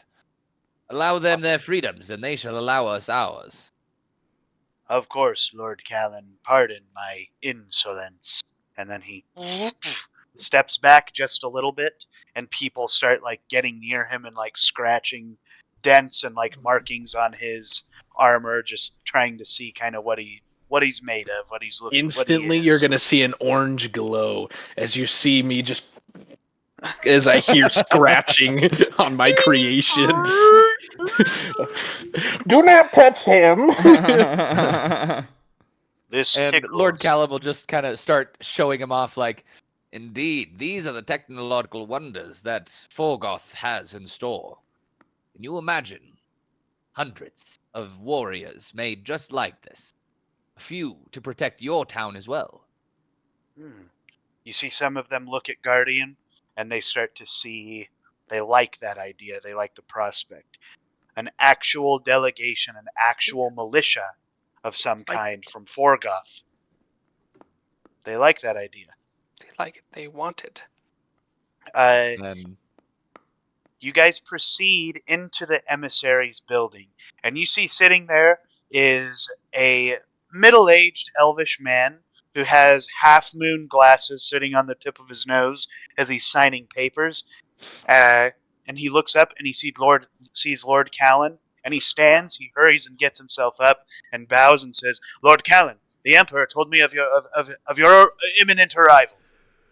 Sorry I was not at the door ready." it is all right. However, time is of the essence. Show us where to go. Of course. Give us what we need. All right, so by the Emperor's command, I have derived and created a true map that explains a more perfect route by our studies through the Low to the approximate location you described. You see, he pulls out this big canvas map, and then he points down, and you see a book behind him rises as a quill comes out and starts scribbling magic in the air, and as it dusts down onto the map, it illuminates a path. He says, "This path is what we presume to be the safest. Well, you will not encounter any rogue frog bandits, no thrycreen, and froghemoths. Oh, for heaven's sakes! It does go Wouldn't through want one of Owl. those, do we? No, definitely not. Well, let's just say they're a mess. They're a big problem in the low. We do not want. I will say this journey does take us through owlbear territory. I would be careful, especially when you go through there. Try not to disturb the beast." Sound advice. Yes. Other than that, it is very similar to the swamps of Forgoth in composition. Thick brush, fireflies, insects, things like alligators and other fish-like things. The massive mud skippers, of course, toads. As far as I know, it should be a fairly safe journey. Very well. And question: Did Yeah. any of the people at the docks? Did any of them follow us here? Like, are there people outside still? There are some people that seem to be outside, but you see, as he stood up and he kind of snapped his fingers to get his book up, they pulled the blinds down, shut the door, like magically. The room just and just kind of went cold, basically, or Okay. silent. Okay. And does everything he's saying kind of add up? Like, seems like it matches my research, and does it So- appear that everything he's saying is truthful? Go ahead and roll a history just on that to compare, basically. 19. 19. As you're looking at it, by your calculations and your writings and scrawlings, these seem to be fairly correct. He has a much looser area of which you're supposed to go, so there's a little bit when you're in the heart of the low that you're going to have to kind of push through, right? That being said, he has given you a fairly accurate map by your reckoning. With that history check, though, your memory doesn't deceive you. You seem to recall that Snog had a much clearer picture of the journey and travel ahead and what the weather was. And he seemed to see some slight discrepancies in your research. Very well. I'll keep that to myself for the moment. Okay. But after we leave, I'm gonna pull Snog aside and say, or the rest of the party aside, and say that we should rely more on his wherewithal rather than the map. Okay. So before you exit the emissary building, all of you are sitting there comfortably and looking over the map. This elvish man is going to say, "Well, if you'd like, you can stay here for the evening and we could supply you with a wagon. If not, we have packs prepared if you would like to set out immediately. It is totally up to you. You will likely have to camp for at least one day on your journey, dependent on how hard you travel. If you stay here, it would just delay your journey by about half a day. But as I am aware, there is no time constraint on this." Well, like any great journey, the sooner the better. Of course. What say you, my companions? What would you wish to do? Payson, that message that I read, was it like in Thieves' Camp? Was it just kind of like Thieves' Camp. It was okay. Yep. Let me think. I have some business I need to conduct. That I could probably use your help with. Could we leave in a couple to 3 hours or so? Are you asking I Callan? suppose. I'm casting Callan. Yeah, sorry. Okay, sorry. I suppose we can. Is there anything I can help you with, my friend? Well, I've just learned of a recent opportunity where we could make possibly some coin. Hmm. Coin is never overappreciated, is it? No. At the very least, we can gain some valuable information. Are you in? Are you in or Perhaps. out? Perhaps. I think I could create a diversion. A Gather the diversion. attentions of the people. Get to know them a little bit more. While you work in the shadows. Yes, What say you? this could work. Yes. Yes, if you a marketplace is where this job opportunity is going to take place. So that's a perfect place for you to meet the people. Indeed. Well, Perfect. Perfect. let us go forth. Uh, go ahead. Politicians. I was just gonna say that Callum would then go out and venture into the groups of people. Okay. And I'll give a little more context about like I read this message. I don't know what's going down, but I want to investigate it a little bit. So And I'd like to get to know more about the people and like why some of them have those like special artifacts or casting do some investigating and components. All right. I would like to do the same. You would like to do the same, and then so you all want to leave at about the same time. Is that yeah, I think we're all going to kind of be in the same Yeah. area, just kind of doing our own thing. right? As you begin to leave, Isariel, you notice that this elven man is kind of looking at you, like I'm not like he's looking at you like he has a question for you, but he doesn't want to ask it, I suppose. And sorry, As who you was the man we just met with? That The elven that man, was the emissary. the elvish emissary. Yeah. What of was his Camden. name? Well, Robert. Sorry. He didn't I'm have sorry. Ah, John. John. Okay. John, by John- the way. John Elf. John Byron. I'm John gonna- the Elf. And is I'm that just with an gonna- F or a PH? What's an F? A So PH then. Yes, it is a PH indeed. Yes. I'm gonna turn to him and be like, "Is there anything else we can help you with?" Well, I have a question for you, Asariel. Yes. I have a caffeinated beverage fabricator here that was patented and created in Forgoth. Hmm.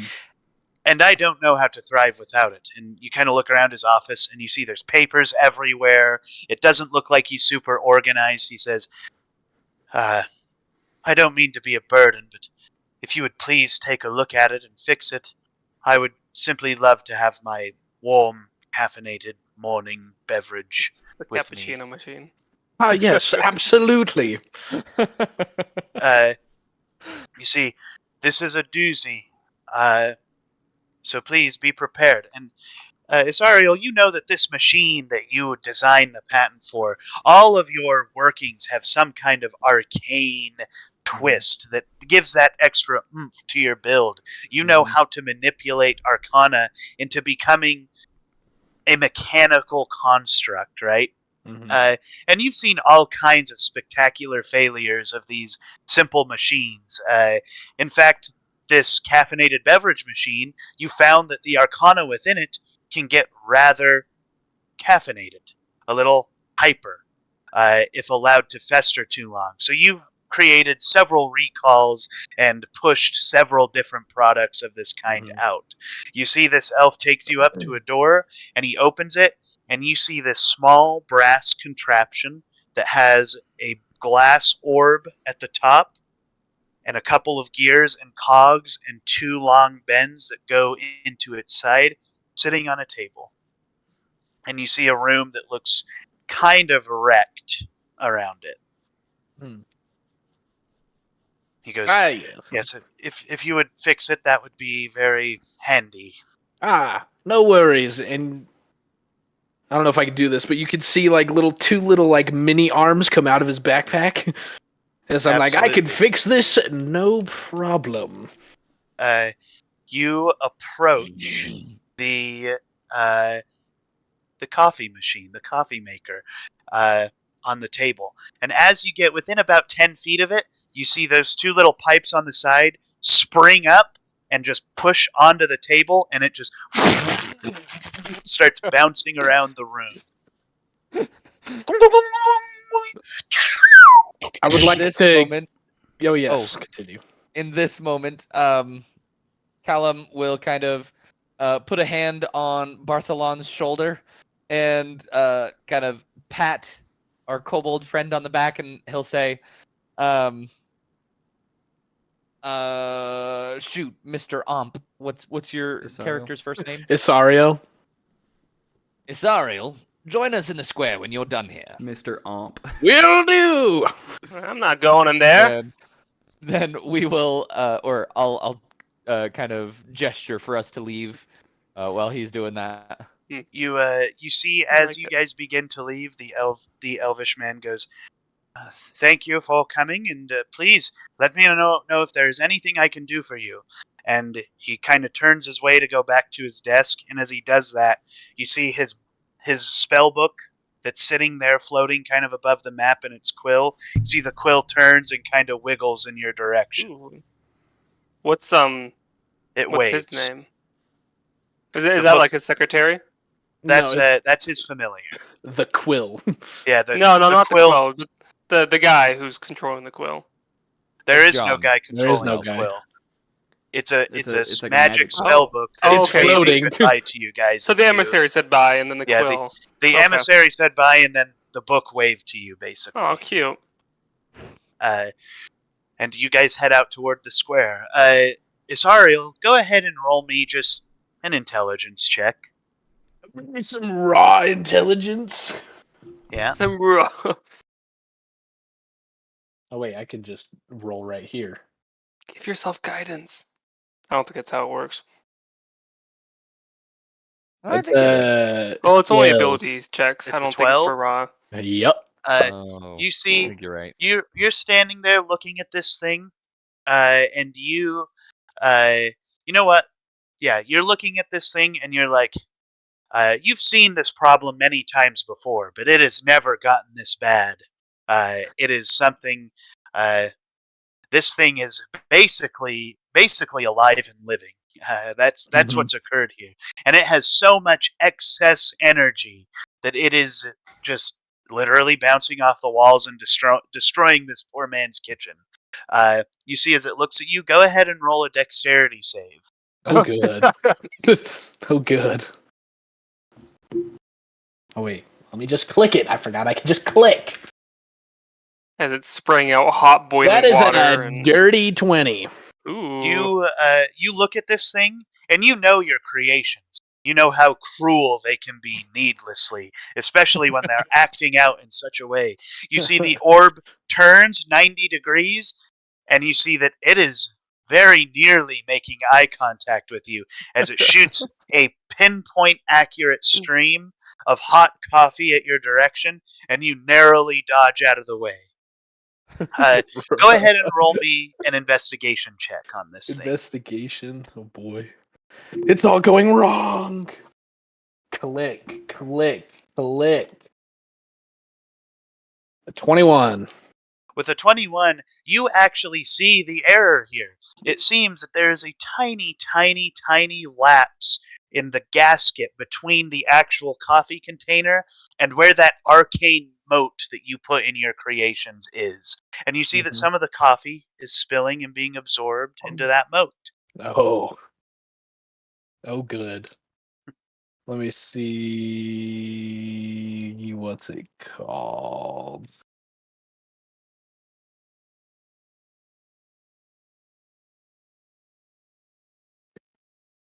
Isn't there like a spell where I can manipulate? Manipulate. As in, like, I could like move the material or however from You a could- distance.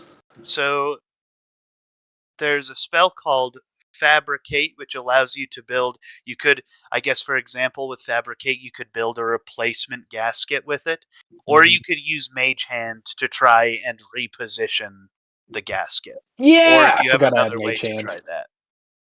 Yeah, I was. Yeah, let's just cast Mage Hand, and I'm just gonna go All right. and reach toward it and Right. grab you it. you stretch your armored hand out, or you stretch your hand out, and you see one of those mechanical arms that kind of popped out of your backpack has Yep. an accordion mechanism, like one of those punch box things, Yes. and it reaches all the way out and barely pinches the gasket, repositions it, and retracts in. You see immediately it goes and hits the table, and then it just gently pours a singular glass, a small cup of coffee, and then it ding and sits there. Good as new. It's new. You see, he peeks his head around the door and he goes, "Oh, thank heavens! Thank you so much, Asario. Thank you, thank you." And he goes up and he takes the cup and he drinks it and puts another one under it, fills it, drinks it, and he does that for probably about 5-10 minutes. All right. When we're out at the city square, Bartholon, I would like you to roll just a perception check. Give me just 1 second. 1. 25 once he's back. 25. Hey, Patrick. What's better than 24? 25. 25.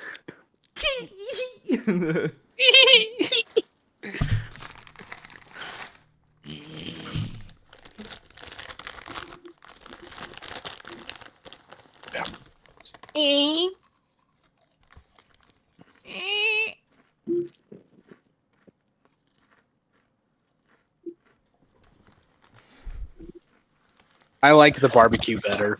I think salt and vinegar is the worst flavor chip ever invented. I Sorry hate about that. I salt and vinegar. I sent my own emissary out to acquire me a cookie. So, I bet Payson would like that kind of chip, though. what, a barbecue chip? I'm all No, over no, that. no, no, no. Oh, F that one. I don't like Thank you, it. Dude. That one. They're not my favorite. They were just here. These Fair are what enough. I've been chomping on. Dot's pretzels. You know, I feel like, you know how some people say, like, some people have different, like, taste buds than other people, you know, you just taste it a little differently. I feel like salt and vinegar is one of those tastes where I just cannot do salt and vinegar. Yeah, Right. like It Caleb. burns. Yeah, Caleb Right. was like they were just what's there. I'm like, I don't care if they're just what's there. I'm not eating them. All right. I just like vinegar. I got Fair a enough. I got a 25 on my perception.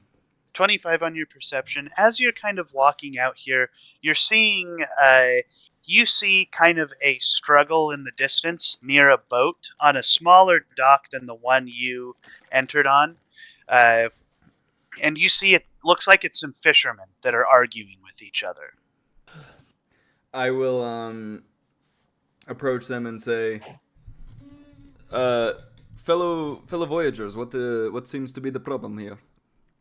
You see one of them looks at you and says, "I ordered 15 mackerel off the bay today for me to provide to the business, but this lout here claims that they're not biting in the water. I don't know what's going on."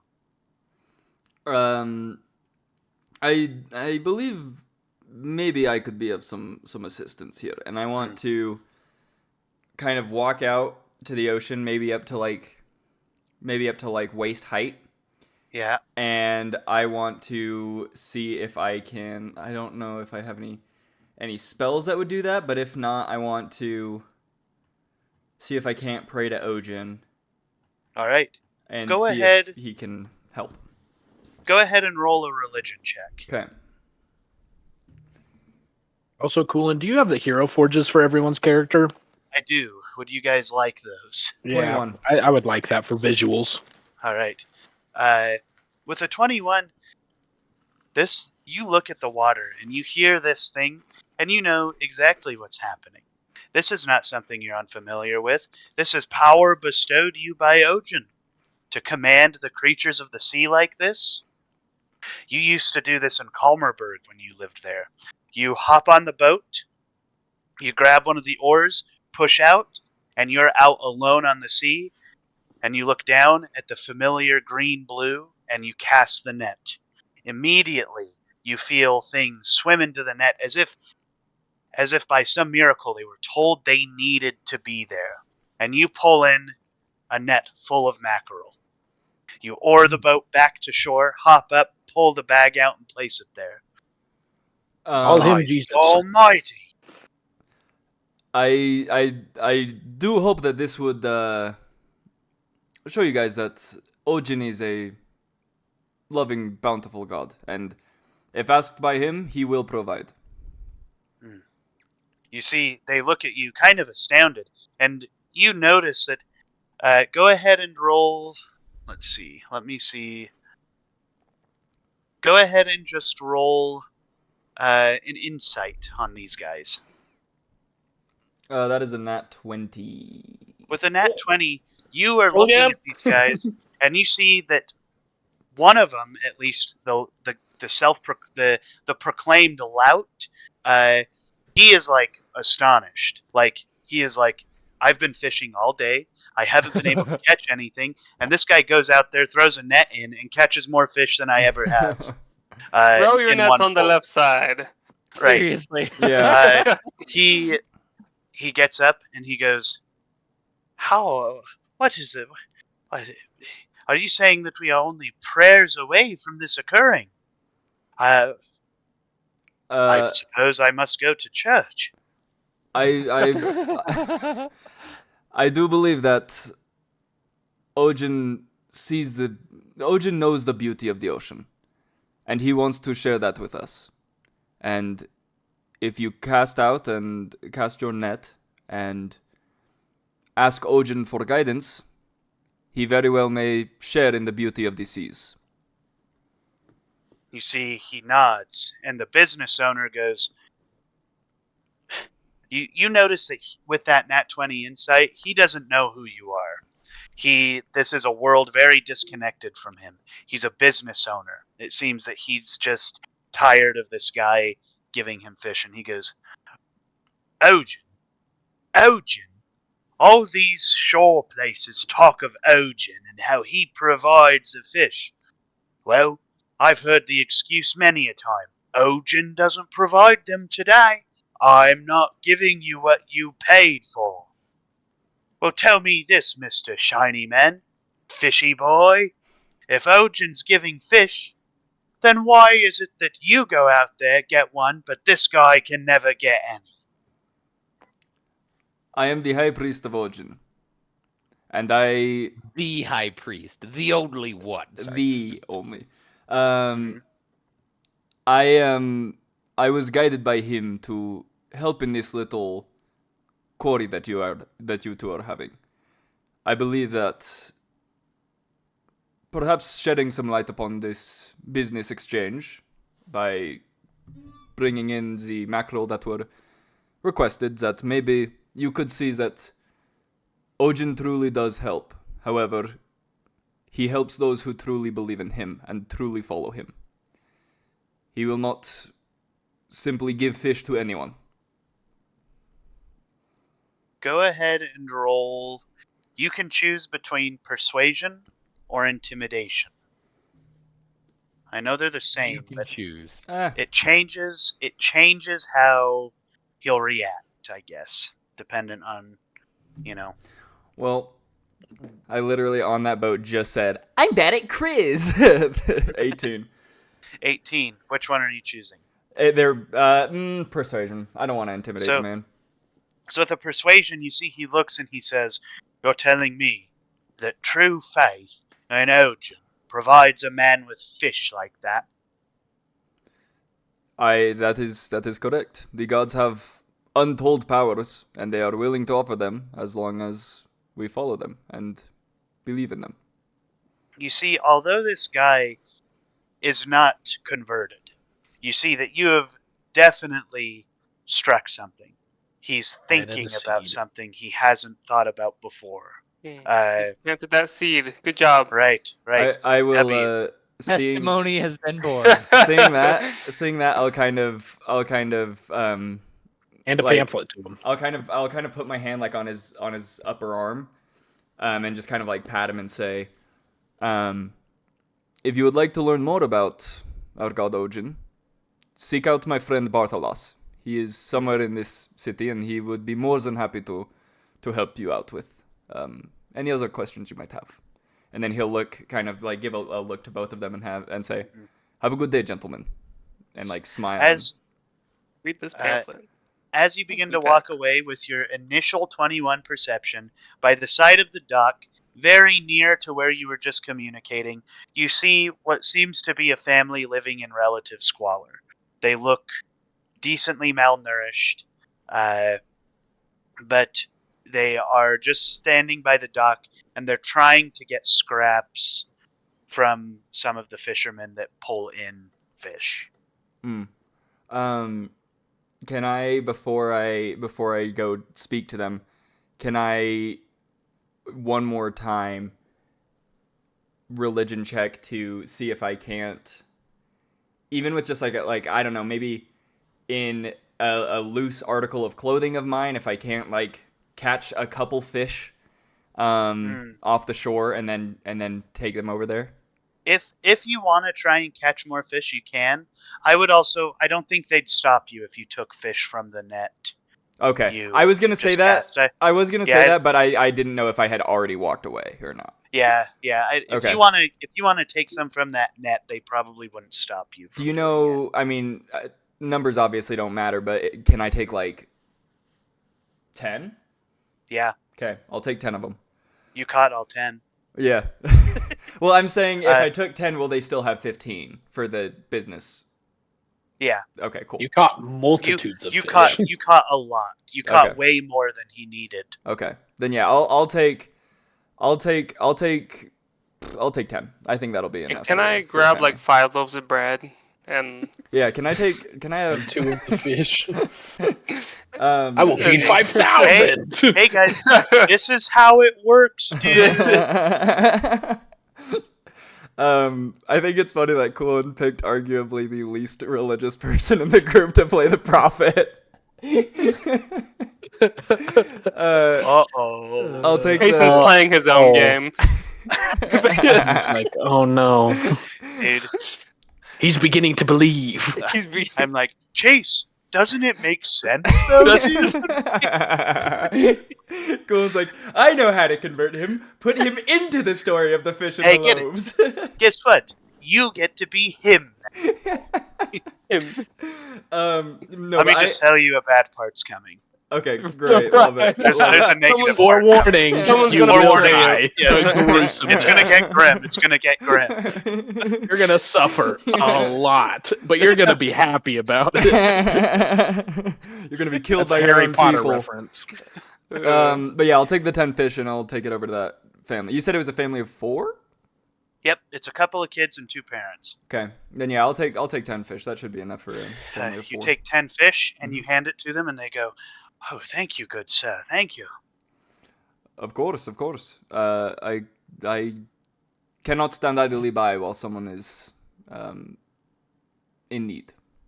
And I think it starts to kind of click on that Nat 20 insight that Bartholos has been doing a good job in getting converts, like getting new people. But it seems that Bartholos has failed in a different way, in a place that also matters to you personally, is that the people who are here and might believe in Ojin already are not receiving the things The attention they would need. I think it would be fair to say Bartholon knows what these pinnacle points of Ojin are and existing in this world. If you see someone in need and you have to spare, it would be fair to give to them. But it seems Bartholos has been faltering a little bit. Maybe not failing, but just not. He Not could be doing more for the people here, right? Instead of just constant trying to grow the numbers. Mm-hmm. Would you also say it's another sign of like what's going on here? Like it seems like, it's another weird thing that's going on, along with like the fancy jewelry and stuff like that. Or is it separate? It could be, but I'll let your characters sort that one out. Okay. Okay, with that revelation, I think after after helping the family, I'm gonna try and go seek out Bartholos so I could set it straight. All right. While you go try to seek out Bartholas, we're going to pan back to Callan and Snog, who are going to the marketplace. You guys arrive in the marketplace. Snog, you immediately clock with your passive perception. You immediately clock the fruit stand. You run up, or I guess, what do you want to do? Like, what is your guys' plan here? I want to dazzle the people Okay. and draw as many people, or draw the attention of as many people as I can. All right. So go ahead and give me a snippet of something you'd say to gather their attention, and then go ahead and roll a persuasion to gather them to you. Unless you feel a Okay. different roll would be more effective. Charisma based, Persuasion. of course. Persuasion sounds good. Okay.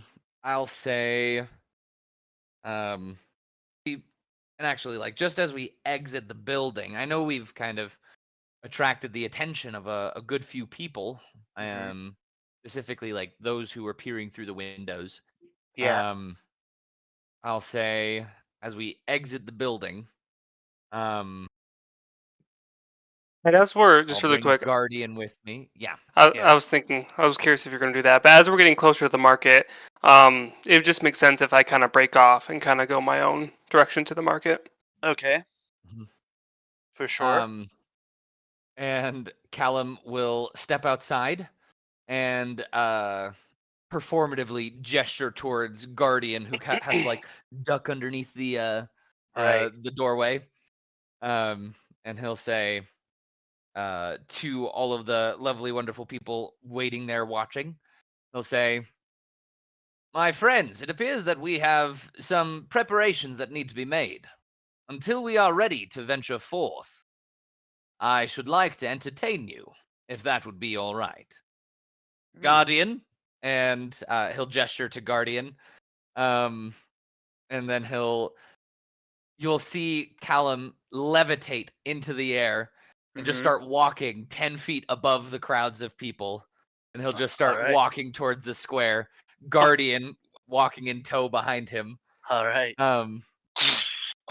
And as Guardian does that, Callan will begin calling out different battle maneuvers and defensive stances and pretty showy stuff like training drills. Yeah. And he'll have Guardian kind of going through those drills and stances and maneuvers underneath him. Awesome. You hear Guardian say, "Mighty Bull, position," and he positions his sword straight out and plants his feet as if he was going to charge forward. He does another one. He says, "Lancing Frog," and he squats down and then jumps, probably about 10-ish feet in the air, and then back onto the ground. Impressive. Let me hurry and share these Hero Forge links. Good job, me boy. And I'm gonna go up and I'll SpongeBob put me them boy. in SpongeBob me SpongeBob boy. Gang. So the first one is Bartholon. The next one is Guardian. Where are you putting these? I'm putting them in. NPCs and other figures. NPCs and other important figures. Okay. Nice. Oh. After Guardian is Isariel.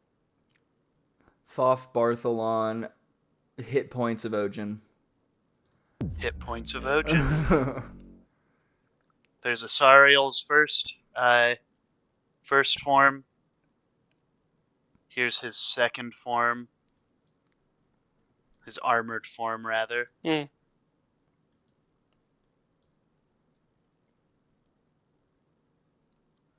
Then we have Snog. Sorry, this is taking a fat minute. Oh, I should be. Oh no, Oh, you're good. it's cool. I might be showing the. I'm showing the stream. I should be doing that. And then after that Bartholon. is Lord Callan. Woo woo. This is Bartholon. And then I can also, so I have the Hero Forges. Um, I'm going to put another one in there. The only one I This is don't have of Guardian. these is Guardian. Those are all the AI generated images of them. this is Sariel. Oh, that's cool. I like the orc one. Wait, is the orc Yeah. one Bartholon? Yeah, That's a Sariel. Cool. Bartholon, yeah. Bartholon, okay. Yeah, that does give you a better kind of picture. Oh, yeah. I like that. That's really cool. Ooh, Oh, I like That's a Sariel, but armored. Callan? what's his face? Ethereal. Blink, blink. Isario. Sariel, thank you, yeah. yeah. And then He this looks is pretty cool. Snog. Yeah. Yeah. Ooh. I think it I makes like them all. it makes Callan look a little more sinister than I wanted him to be, but I think he Callan. looks regal. It looks wise. Right. He kind of looks like Tywin, or is that his name, Tywin Lannister? And I'm trying to remember what he's called. I feel like That's mine Callan. looks the too father. cute. The Yeah. dad, yes. Yeah. Yeah, Yeah. no, I'm with you. He kind of does. Yeah, yours. That's cool. It doesn't Mine's- like kobolds very much. Like yeah, mine's that too was cute. the best. Yeah, that was the best I Very. could sort out. He also has like a dog nose and a longer snout, so like Right. he's a little uglier and he's Right. a little more fair. Yeah. Yeah, okay. generated And image he of now has Bartholon. a sweaty like the hat, bandana though. tied around Right. his Right. Yeah, there you go. The hat is a That's nice hat, Bartholon. though. I like Yeah, it. he has like a trilby hat with like feathers and pins in it. It's That's kind of a bandana. bandana. I'm Yeah. gonna watch that bandana the next time I get the next chance. I'm watching it That's just for the Anyhow. DM knowledge. Anyhow, that's Mhm. Lord Callan. we'll Bartholon. get back to what we were. Isariel, I don't Snog, remember Callan. where I was at. There you go. Now you guys know. Well, Logan was showing everything off that's been Guardian happening. and all Oh, that. Logan was showing off We win. Guardian. Guardian is doing all these stances. Guardian also, if you wanted, he could cast a little bit of thaumaturgy. You see, you see behind his helmet, there's just a bright light shining out, and his voice booms so everyone can hear it.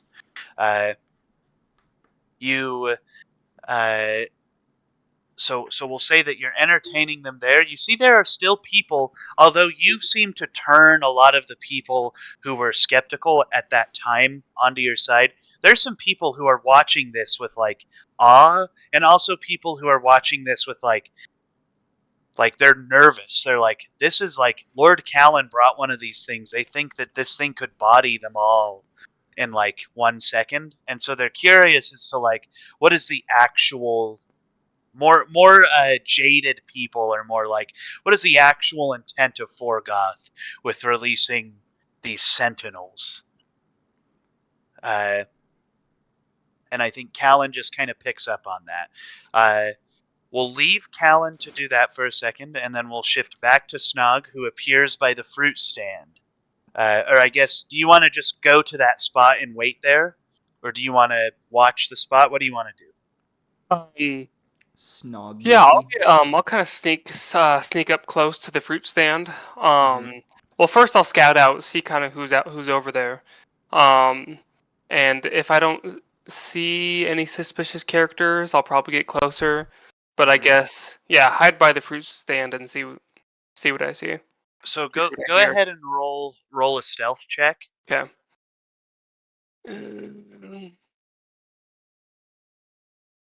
Let's see. 24. 24. So you sneakily position yourself behind a grouping of barrels that have like a rag draping over the front side, and you peer at this position. You see, as a little bit of time passes, you see a human man goes and leans up against a post, which you see has a similar marking that was annotated at the end of the message on the dock, right? So you know that's the meeting place. You see he leans up on it, and then you see what looks like a halfling kind of hurries and it shuffles forward.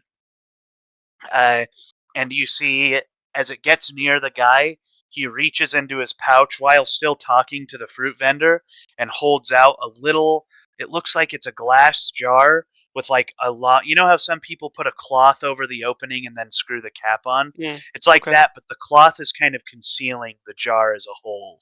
Hmm. And you see the halfling grabs the jar, and then he starts to walk away.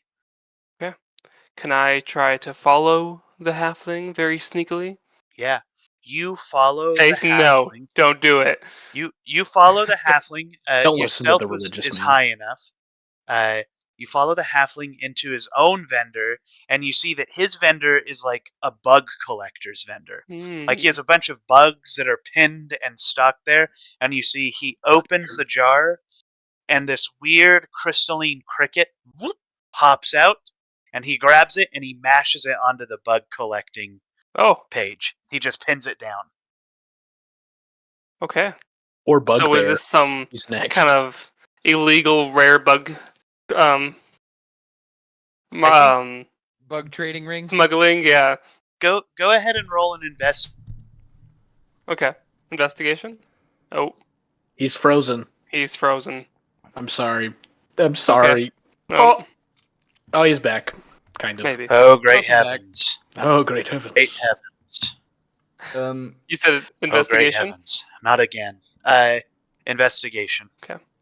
Coolin, might I ask what the language quarry is? I don't know. Okay. I just put it there. Okay, cool. 16. Oh, he froze again.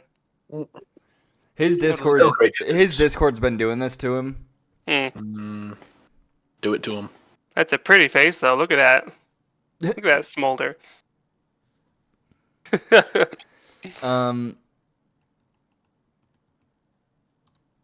I steal the cricket. All right, let's see. Sleight of hand. Oh, geez. Nat 20. Let's go. He steals Okay, it. so I stole the Well, cricket. you should probably also roll stealth. Oh, right. I'll re-roll stealth really quick. Oh, okay, Another and nat Oh, 20. he's back. wow! So while you were gone, I stole the cricket and Stole the cricket. All right, go. You want to steal the cricket? Is that Well, what you're he trying to rolled do? 2 nat 20s, so does that I did. mean that The cricket's dead. the halfling is dead? Cricket die. Just collateral damage. Go. So.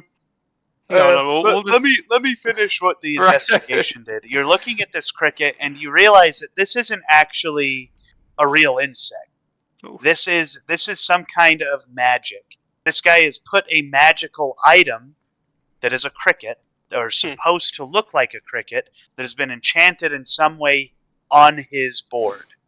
You Okay. feel like you're pulling at a thread of something that is happening, but you're not deep enough in to know exactly what's happening.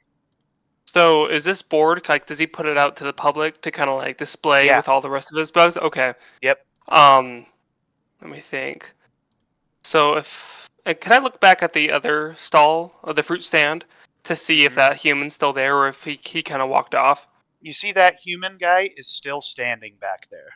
Okay. Is that his stall or is he just standing there? He's chatting with the fruit person. He goes, Okay. "Oh, I don't know if I'd necessarily consider tomato a fruit, but I suppose if that's what you're on about, that's what you're on about." That's kind of what they're talking. Okay. Does it seem like he's waiting for something to happen, or is he just finishing whatever business he has? Go ahead and roll an insight check. Okay. Based on what you can hear. And I guess his demeanor, but insight would be 16.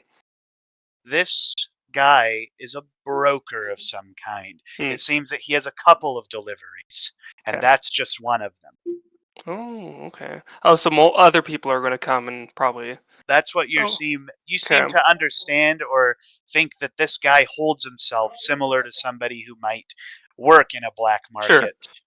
Sure. Can I just kind of keep kind of on the back of my mind, just see if anybody else kind of walks up and talks to him? Mm-hmm. Okay. So you see that one more person walks up to him. At this point, you see it's another human. They walk up to him and they gesture And he goes, yeah, 1 second. And he keeps talking about the tomato. You see a second person walks up to him and gesture, and then he hands them each a golden band, and then they both split off. Okay. Now, I Interesting. know for certain an onion is not a fruit, but you're selling onions at a fruit stand. I don't understand that. Okay. So the halfling, he is just kind of conducting his business, right? He has. I probably couldn't steal it, the cricket, because it's like it's right in front of him. Mhm. Okay. Could I? Logan's busy. Yeah, could I follow one of the people that with the golden bands? Yeah. You see one of the people goes and assimilates into the crowd that's looking at Callan, Hmm. and you see another one of the people seems to just go to a bakery. Okay. The one in the crowd, can is he holding, or is it in his pocket, the gold He put band it that I see? he put it in Yeah. his pocket. Could I Or try she. This one's to, the girl. yeah, if the girl, so the girl's kind of like walking through the crowd, bumping into Mhm. people, assumably. Could I Yeah. try to, in that commotion, s- grab the band out of her pocket? Go ahead and sleight of hand it. Okay.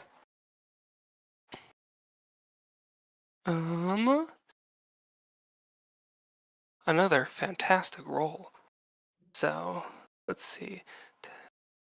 Sorry, there. When the numbers get so big, the math gets hard. Double Road- digits, You have so many man. expertise Ooh. and all that stuff. well, yeah, but then I rolled really good Wild. too. So Right. 34. Oh. So Oh. 34. So with 34, you stick your scaly little clawed finger into her pocket and pull out the golden band, and she does not notice. Okay. A quick inspection of it, like kind of like what is it? Go ahead and roll. We're going to roll an investigation Okay. on that. Because I don't think my intentions is really to steal it. It's just Mhm. kind of like, what is this? Because sorry, you said investigation. Yep. Okay. Or investigation or history. If you do Oh, history, you're going to try and see if you know about anything similar to this. okay. Investigation, you're going to try and suss it out based on Neither. what is in your hand, Okay. basically. Neither of my of those are very good, but you know what? We're just going to do it. I'm going to click one of these. We'll do. What if I roll lower on one of them? What's a better roll? Like, So is it easier to know the you history of it, or whichever one. So you just choose one, and it'll Okay, change the type of information you get. okay, we'll do history. We'll do All that. right. 9. You're looking at this, and it's so vaguely familiar. You feel like there is something about like you've encountered these gold bands before, but you can't place your finger on what exactly they do. You Mm-hmm. don't seem to remember. Uh, but you have encountered these once before. Okay, just can't remember exactly from. Okay, Hmm. I will hang on to it for now. I guess All right. I don't. Yeah, Uh, yeah. These are signet rings. You would Okay. know that. They have a particular signet on it. It is basically a way for you to enter. It's like you flash this ring and Mm. somebody allows you into something, Oh, right? okay. Um, Let me think. But did you say, does it have any magical properties, or that's It doesn't seem to have any innately okay? Okay, magical property, but but they are that's made of like an expensive gold, right. basically. Okay, 1 second. Coolant, kill his character quick while he's turned away. Snug is dead.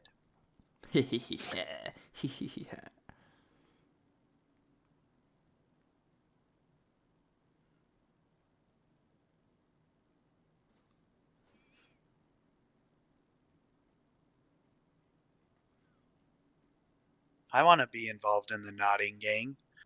Caleb and Asa are nodding. Me and Logan are in the shake our head game. Okay, so that happened. And Signet Ring, I'm gonna remember her face and kind of where she's headed. But I want to go back to the cricket. Sorry, this is taking a while. I'll walk up to the stand owner. Hey, Asa, it's okay, man. What? If I get to mess with my fish, you get to mess with your crickets, alright? And I'll walk up to the stand owner and be like, "What a fine collection you have here! Tell me a little bit about your bugs." Oh yes, well this one is nepotistic. Oh, a fit. Oh no! Nepotistic got- outfit! he got so excited to talk about his bugs. Bug moment. You No. No. You cut out right as you were like, this one is nepotistic outfit. Huge. That's He where you says, cut out. this one is nepotistic affiliate. They like to land on mirrors, and then they just stay there. They don't leave. They stay there and stay there, and they're so easy to capture. This is probably one of my favorite butterflies that I've ever caught. And this is a Hercules beetle. They're incredibly strong beetles with front horns. They're simply wonderful. Well, tell me a little bit about that one, and I'll point to the crystal cricket one that's pinned on the board. You see it's still moving, like it's trying to hop, like its back Right. legs are flicking, and he's like, "Oh, that's just something. It's just a gross old thing that I found around these parts recently. Nothing in particular, I suppose." Well, tell me how much you want for it. Well, I haven't quite identified exactly what it is and what variant it is. I'm not certain that I necessarily want to part with it for now. I'm more here to present my collection than give or take things. I pull out 5,000 gold. You pull out 5,000 gold? Yeah, you said I could have 5,000 gold. I did say you could have 5,000 gold. You pull out 5,000 gold, and he goes, "Oh, I don't necessarily need the money. I come from a wealthy family. I just, I'm sorry, friend. Perhaps if I find another, I could find you, and we could make a deal." Oh, I suppose its color it just matches my scale tone.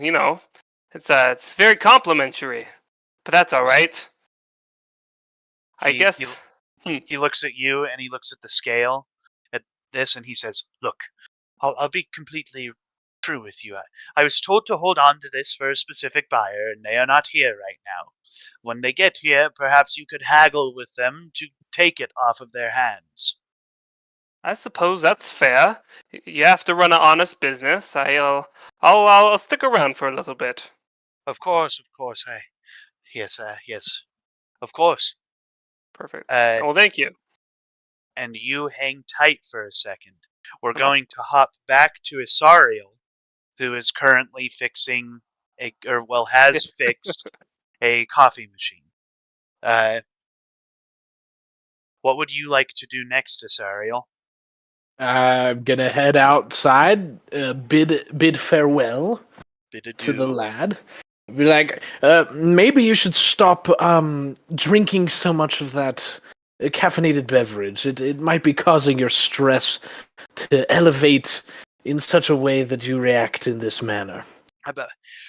Well, I'm sorry, but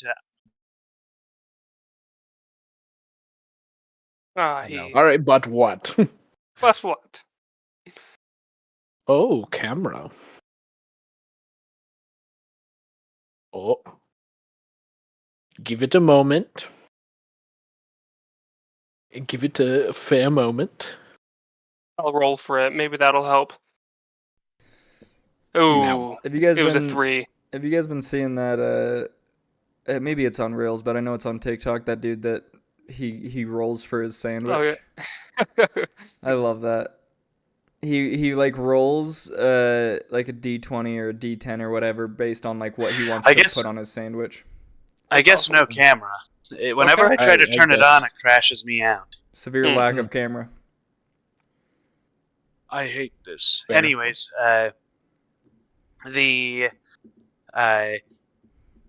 so you exit the emissaries building, Yep. And then Uh, I'm going to the marketplace where all right. where they said they were going to be. All right. We're going to say approximately an hour and a half has elapsed at this time. They have all of your guys' equipment ready to go to the low if you'd like. If you'd like to stay, you're welcome to stay for an evening. I want to go. Yeah, I'm Like- just going to finish up whatever this is, and Yeah, I'm gonna go all right. talk to Bartholos, and then I'm good to go. All right. So then, My second intention for the performance, outside of creating a distraction, and taking some of the attention away from our kobold friend, was to find out if there was any reason for the lavish jewelry or the spellcasting components.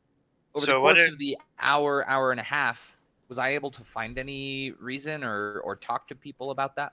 so go ahead and just roll me. We'll just do we'll do another performance check, and we'll see what people divulge just as you are conversing with them after your thing. Bro. All right, I am rolling physical dice from here on out. Hmm. Okay. Every single roll has been either a 10 or below. Wow. Fair. Plus my plus my modifiers. So, anyways, that is a 10 performance. So with a 10, you see that people are a little cagey when you ask them about the jewelry in particular. You see one guy goes, "I noticed that too.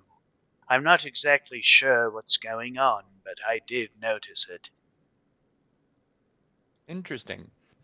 And if I were to dive into that, maybe see if I couldn't entice Guardian to put on more of a show and pull that guy aside. Hmm. Would I be able to egg some more or weasel out some more information from him? It depends what questions you're asking. So, let me pull him aside, Hmm. and I'm going to make sure that we don't have any people nearby enough to listen in. All right.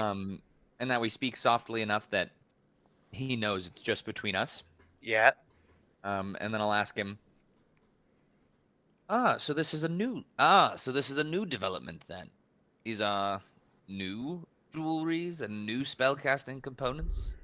Yes, I think I would, yes, that is what I've seemed to observe. I question.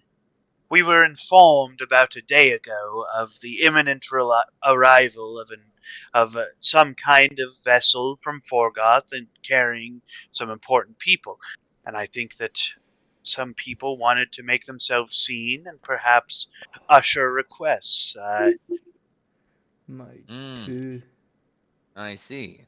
So it's not a conspiracy per se, but just their attempts at gaining my attention. That could be what's going on. I'm not keen on accusing conspiracy until I have certain proof of it. That is probably for the best. Hmm. However, do you think that there might be something else going on? May I roll persuasion on this one? Yeah, go ahead. Persuasion. 24. Persuasion. 24. right after Logan says he's not going to use the. I put my dice away.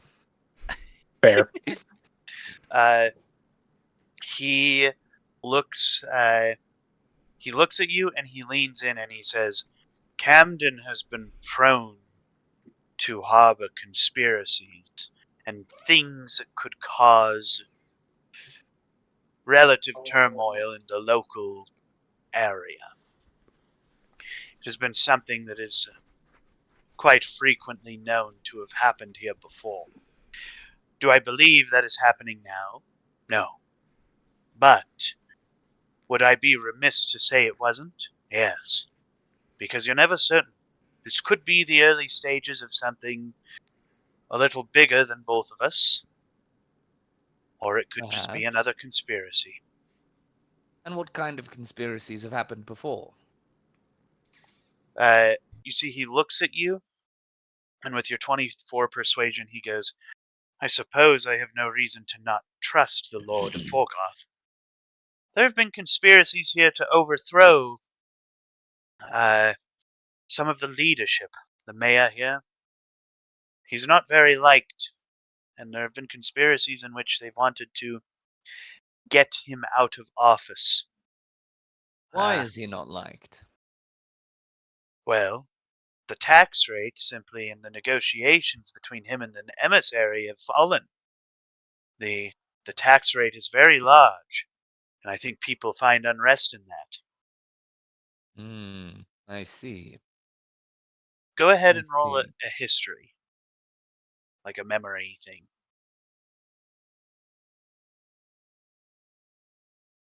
Natural 1, 5. Callan doesn't know the exact tax rates of every place, but he had been under the impression they weren't oppressive. Yeah. Okay. Do I have a skewed perspective? How do you mean a skewed perspective?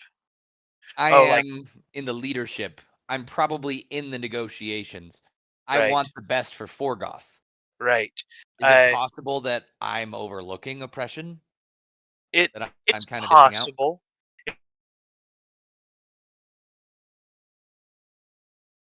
Oh, Bummer. lose him. It's Bummer. possible. Bummer. Kayla, bummer. I hate this. Give me a second. I'm gonna prioritize my router. See if it. Okay. See 10 if minute that break? helps. Yeah, we can do a break. Yeah, let's take a 10-minute break. Nap time. All right. Not Bye, guys. Love you, bye. Do I go warm up a pizza? Yes. Absolutely. Or do I go make ramen? No. Yes. Do But both. You always warm up ramen. Warm up the No, pizza. I don't- Put ramen on top of it. Wait. Is this top ramen or good quality ramen? It's just hot ramen. Moochin. Maruchan. Says, Chase, did you know that if you eat 3 to 4 cups of top ramen a week, you increase your likelihood of heart failure? Well, guess what? I have probably 2 packs of ramen every day, so I'm gonna die. That's With not even. egg. Yeah, With that's not even. egg. That's not even a lie either. I Pardon- like. I have a bowl of ramen probably every day because it's just so easy, Mhm. and one isn't enough, so I make 2. But I only use one of the sauce packets, and that's where the real issue is. Mm. So it's pretty much that I'm only having 1. Fair enough. Turbo. Okay. What? Tisk. Stinker. Hit the camera. All right, I'll be back in a second too. I will never be back.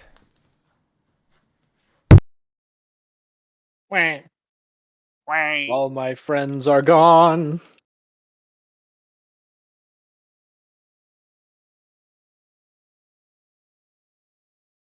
Well, I'm alone. There's no one there beside me. Actually.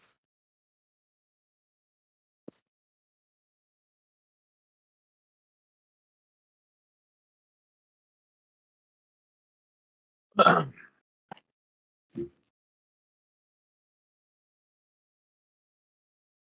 of your bedrooms are on the same one. Really? Well, there's other switches that have 2 bedrooms on all the lines too. There's always something.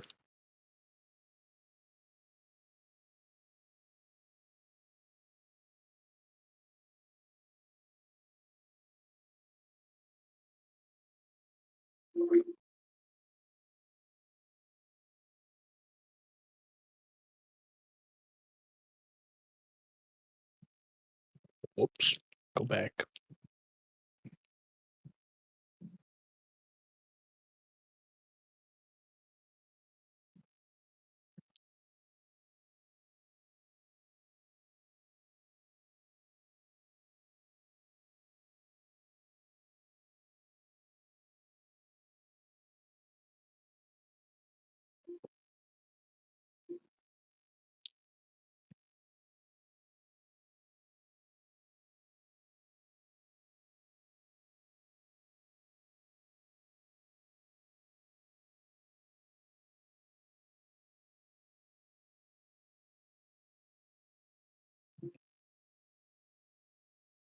I'm gonna find my Ethernet cable and plug it into my pooter, so enjoy the musica.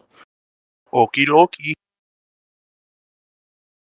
Oh, and oh.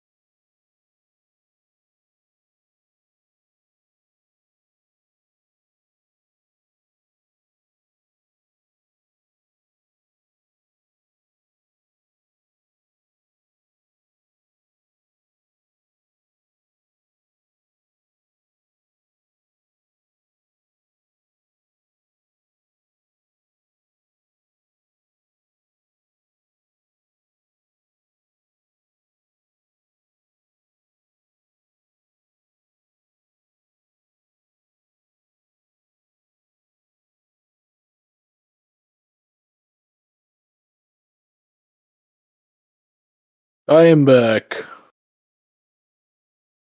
I am hitherto back. Are you back as well, Kowalski? Kowalski? Gooland. Not back. Alright, but so far, Iron Man's a pretty cool character to play.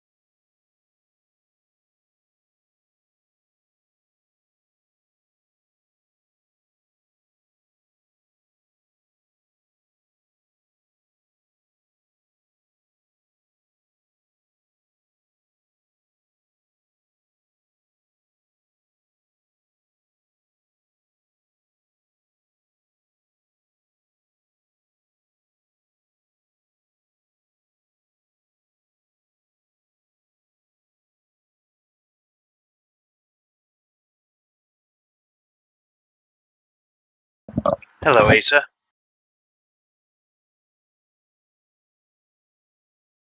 Hello, Cooland. Hello there. Hello there. General Kenobi. General Kenobi. Hello there. Hello there. Payson, I want to say really quick. Oh, What? bless you. But it's been really fun so far. I've been having a good time. Thanks. Mm-hmm. Thanks. You're welcome. Hey, thanks. Very good. Oh, disgusting. I just found Okay, a banana. that's okay. What the fuck? Caleb joined, and you're like, disgusting. Disgusting. Disgusting. Wretched beast. Get that out of my sight. Foul beast. What am I looking Foul tarnished. About time. Have you played Elden Ring, Caleb? Nope. Okay, just curious. But I've watched a lot of videos on a lot of FromSoft games. Yeah, I'm excited for the expansion that's coming That's out. what a lot of people are saying. I'm excited for them to make a sequel to Bloodborne. I haven't played that one, but seems I've fun. watched Jacksepticeye play it. Mm. He plays it every year to bring awareness to the game. Okay, nice. So I've seen, I know Elden Ring, Dark Souls, Sekiro. I don't have a lot of. I don't think I've really seen any gameplay of Bloodborne. I'd look it up. Okay. Yeah, watch Jacksepticeye's first playthrough of it. Hmm. It's his favorite game of all time. Really? Like, of all time. All right, okay. Yeah. It's a lot like Elden Ring, Cool. but it takes place in like a steampunk universe. Mm-hmm. Hello, everybody. My name is Markiplier. Okay, this is cool.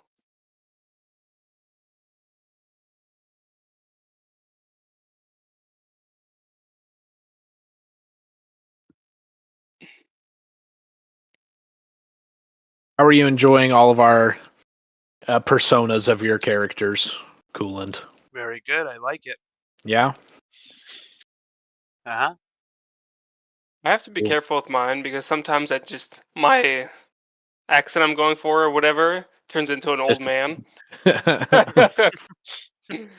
It starts turning into Asham, doesn't it? It does. Everything reverts back to Asham. Everything reverts to Asham. It's not that good. I saw that quote. And that's Alarak, my friend. But they're all connected through me. I'm gonna use the restroom real quick. Before Oh, okay. Gets You're back coming just to leaves again. Oh. Oh, Bring your Yeah. camera, please. I'm afraid the cable's not quite long enough. Extension cord. Extension cord. Plug your camera into an outlet.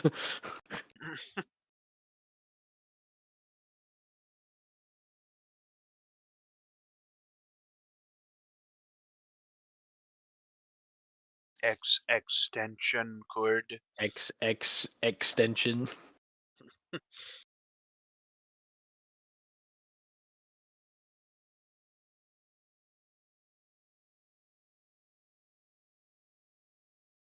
Yeah, I like this prequel so far. yeah. Thank you. I'm interested to see where it goes. I'm trying to debate if we keep going or if we pause. If we wait, it'll be 2 weeks before we could continue. Mm-hmm. But I wonder if we try to finish it tonight or if we just end it once we get Because the 4-hour mark. yeah, because Asa, you have to get off at like 7, right? Yeah, I have about 4 more hours I could play. 4.5. I don't even know if we'll finish it tonight. Fair. Actually, It'll be close. yeah, maybe 3.5. Mhm. We'll see. We'll see how it Three, works four, out. like 340. We're condensing an entire campaign's worth of material into one session. Right. Yeah, because the guests might come a little early, so we'll see. I don't know. I Okay. think. I don't know. I definitely want it to get there tonight, but hmm I don't know if it'll happen.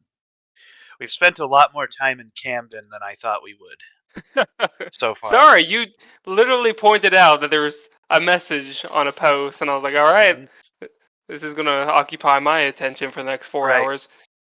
I wanted people to kind of go around hmm because I need you guys to feel connected to your characters. Sure. So Well, I wanted to give you guys, each an the- opportunity to have our Right. own interaction. yeah. Right. And I feel like I'm doing, like, Mhm. don't need a lot. I feel like I've been playing um well enough, just kind of doing, I don't know, Yeah. just kind of trying to role play my character. It's been fun. Mhm. But no, I appreciate all the little stuff you're it's pointing out to us. It's been fun. Did It's you been know that fun you and guys? very well thought out too. Yeah, yeah, Mhm. Oh, definitely. thanks. Did you know that Yep. you guys have met a silver dragon in this session? A Oh, silver dragon. Yeah. was it the boatsman? Mm-mm. Dang, that would The have been awesome. boatsman Was is it Minecraft John? Steve. No, it's not John. Darn. I Was also it have to tell you guys. who it is. Steven? No, Steven is just Minecraft Steve.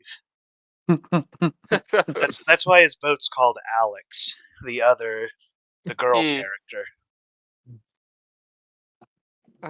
Yeah, those are the only guys I really know that we've run into. So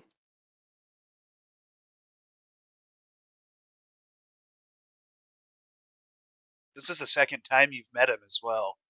The first time being in campaign 1. oh, A silver dragon? Yeah. So Nah, I don't buy it. the silver dragon in Renora is called Eucrates, and he hoards knowledge. hmm. And he takes the form of a different mortal thing every once in a while, and just hoards a different kind of knowledge every couple decades.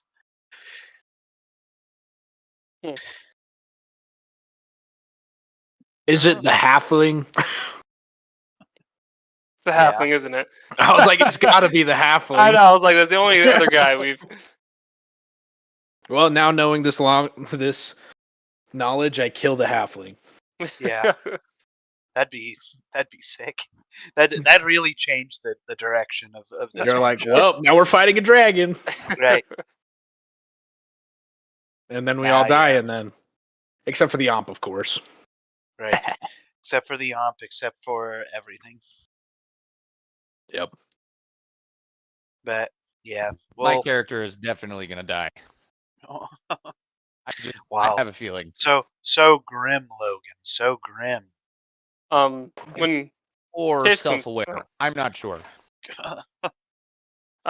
Payson. Oh, What? while we're waiting, while I'm standing at the stand, can I? Never mind. Actually, that I can't. Never mind. Just never mind. What? Forget I even said anything. I was gonna say I wanted to investigate and just think about the insignet ring a little bit more, but I don't want anybody to see it, so I'll just keep it hidden. Mm. Boring. All right. Okay. So, oh wait, Logan's Boring. Logan's Logan. pissing. Bring that big schlong over here and let's Whoa. get started. Wow! Wow! Oh my gosh! Whoa! Look what you have. This is amazing. So This I'm is gonna what propose- love feels like. I'm gonna propose what I was talking to Asa and Caleb about. We have about 3-ish hours until Asa's got to be done. I don't know that we're gonna finish this by then. Do we want to just stop at the 4-hour mark and then reconvene next time we can and do it, or what do y'all think? I'm here for whatever. The 4-hour love- mark could be Well- 4:30. I'm 4:30? fine. So another hour. another hour. I kind of like the idea of playing this one shot a little longer. It's been really enjoyable. Yeah. Yeah, we can go until you're done, Ace, or until we'll go until Asa says stop. I'm Okay. like an Olive Garden employee. Say when. Say when. Asa Me. gets a bowl of cheese. Well, Yeah, Asa, I'd would be you like some down- salad with that cheese? Huh? Oof. I'd be down to cut No. it off at the 4 hour mark. That way we have a little bit more to dive into in the next week or so. Yeah. That Well, that what we- way we're not like going through a ton, and then in like 2 weeks or so we have We have, like an this hour much session. to go through. Right. Or we could just kind of rapid fire speed run everything. I don't know. We could. Would we See want this to? face, Logan? He doesn't want to. He Logan's wants eating to an figure orange. out. He wants to figure out what the silver dragon halfling wants to do. Yeah. Does this look like an orange? Oh. Yeah. He compared apples to oranges, literally. Ha ha ha ha ha ha ha. Turns out one orange does equal an apple. Interesting. This is math. Mathematical. Well, All right, Isario so- could probably Ow, turn an that's orange right. into an apple. Let's see where we land at 4:30. We If want I to go a feel little like we longer. I feel like if we're feeling a little dicey, then we'll keep going or Cool. whatever. Feeling a little If we're at a spicy. point in the narrative that I feel like we're 2 hours from the end, then but I still I don't know. We have some puzzles to Okay. do, Oh, that's right. and I am uncertain. How long they're gonna take. I'm uncertain how Considering long our they're gonna past take. experiences with puzzles. All right. Yeah, we're Well, either yeah, we gonna can- we're either gonna demolish it in 2 seconds or take 5 hours on it. There's no. I know. Go in Like between. the one puzzle you did in the Logan's campaign that took like 5 million years and there was no rules to it. It's Yeah. just, I'm Or or there it could was be like the- the proud. dragon I'm egg not proud one. of this. Okay. Or it Yeah. could be like the dragon egg, so we Like- just put it in the order and say we're good. Right. Yeah, that's what or I was the one gonna where say. the one who was it? He turned us all invisible and we just walked through it. That was me. Oh, Yeah. That, The yeah. mirror puzzle, and I was What just like, yeah. invis. Yeah, that was awesome. all right. Were Back we to where we left off. was it I with Logan believe or was it with? we were with Logan. Yeah, Loogie. because he was Okay. communicating with the dude bros We were about the with- thingamajiggers. Cool. Please, Caleb. What? Thingamajiggas. I was gonna say the That's same right. thing, but I didn't. Willy Wigga, it's that thingamajigger.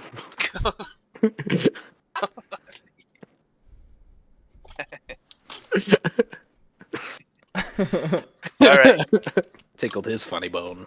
I don't remember exactly what question I was answering, but I know. Oh, Rick. put that thing away. Put that monstrosity away. This was my sorry, not to derail, but this was my phone when I was approximately 12 years old.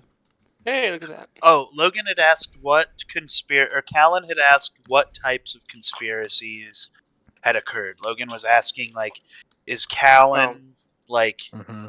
is he disconnected from the actual taxes and he doesn't care what the I am the numbers are? Texas. I think I'll answer your question fair and simply, Logan. Mhm.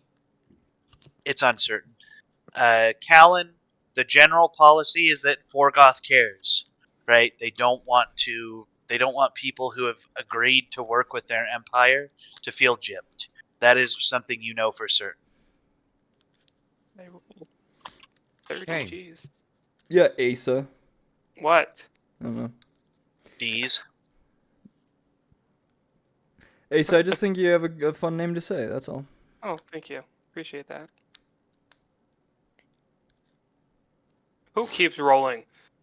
That's No me. one's rolling. I'm playing with a balloon. What?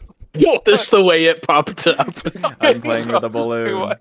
I'm playing with my balloon. For me, it was the. You won't like the other end. It was once Yeah. a dog.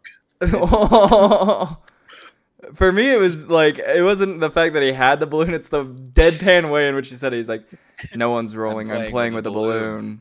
I like how he's Hold on. still playing with balloons because Yeah. when I talked to him this morning, he was currently building a Oh, balloon animal. Well, no, the balloon animal was made. I'd gotten the balloon animal made, and then I undid it and turned it into this. Yeah, I don't think we're making it very far. Wait, today. hold it up. Hold it up as a whole. Hold it up as a whole. Ah, perfect. Thumbnail. DNA. Don't make fun of my balloon, guys. Anyways, so yeah, that's where we'll land now.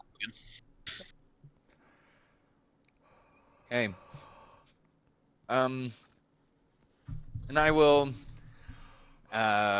reach into my coin purse, Mhm. give the man a silver, and I'll say, "Well, thank you for your insights, my friend.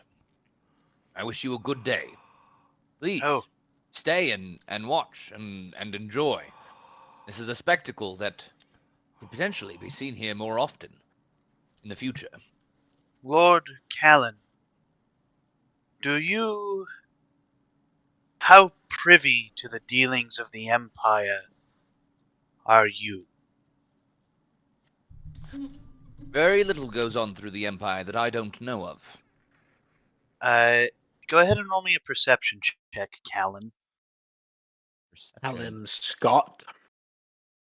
Freaking Why'd you roll on here again? like all Why- but one out of probably a dozen rolls at this time have either been like a 10 or below. I think you Hey. just need to pull out your dice. That's good. Yeah. I think I do. Whip them out.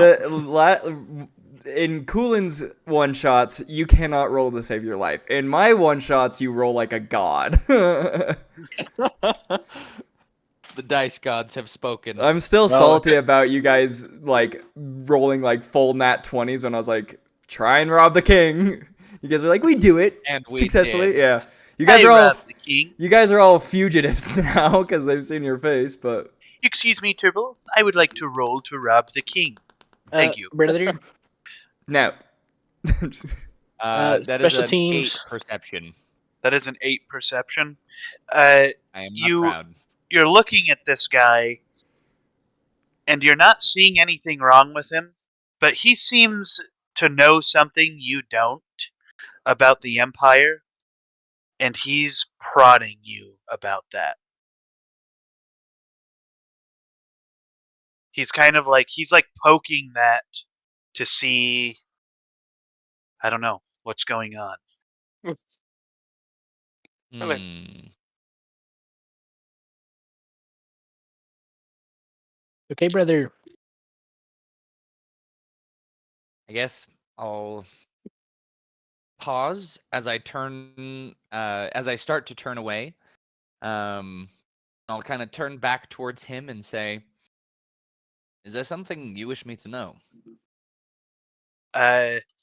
You look at him as he looks back at you, and I want you to roll an Arcana check Oh gosh. with your physical dice. With your physical dice. With your Physical dice. Oh, Thank Wait, gosh. he It would have already been a clicked. 6 plus a 7. Wait. I'm just kidding. No, Just roll DM physical dice. Yeah, Roll as physical like dice. DM Nice. declared physical dice, therefore the online dice. There it was... is. That is a 14 plus 7. Nice. 21. 21. You see the slightest glint of illusory magic pass across his face. Hmm. Is this pretty common? What's that? Is illusory magic pretty common? Illusory magic is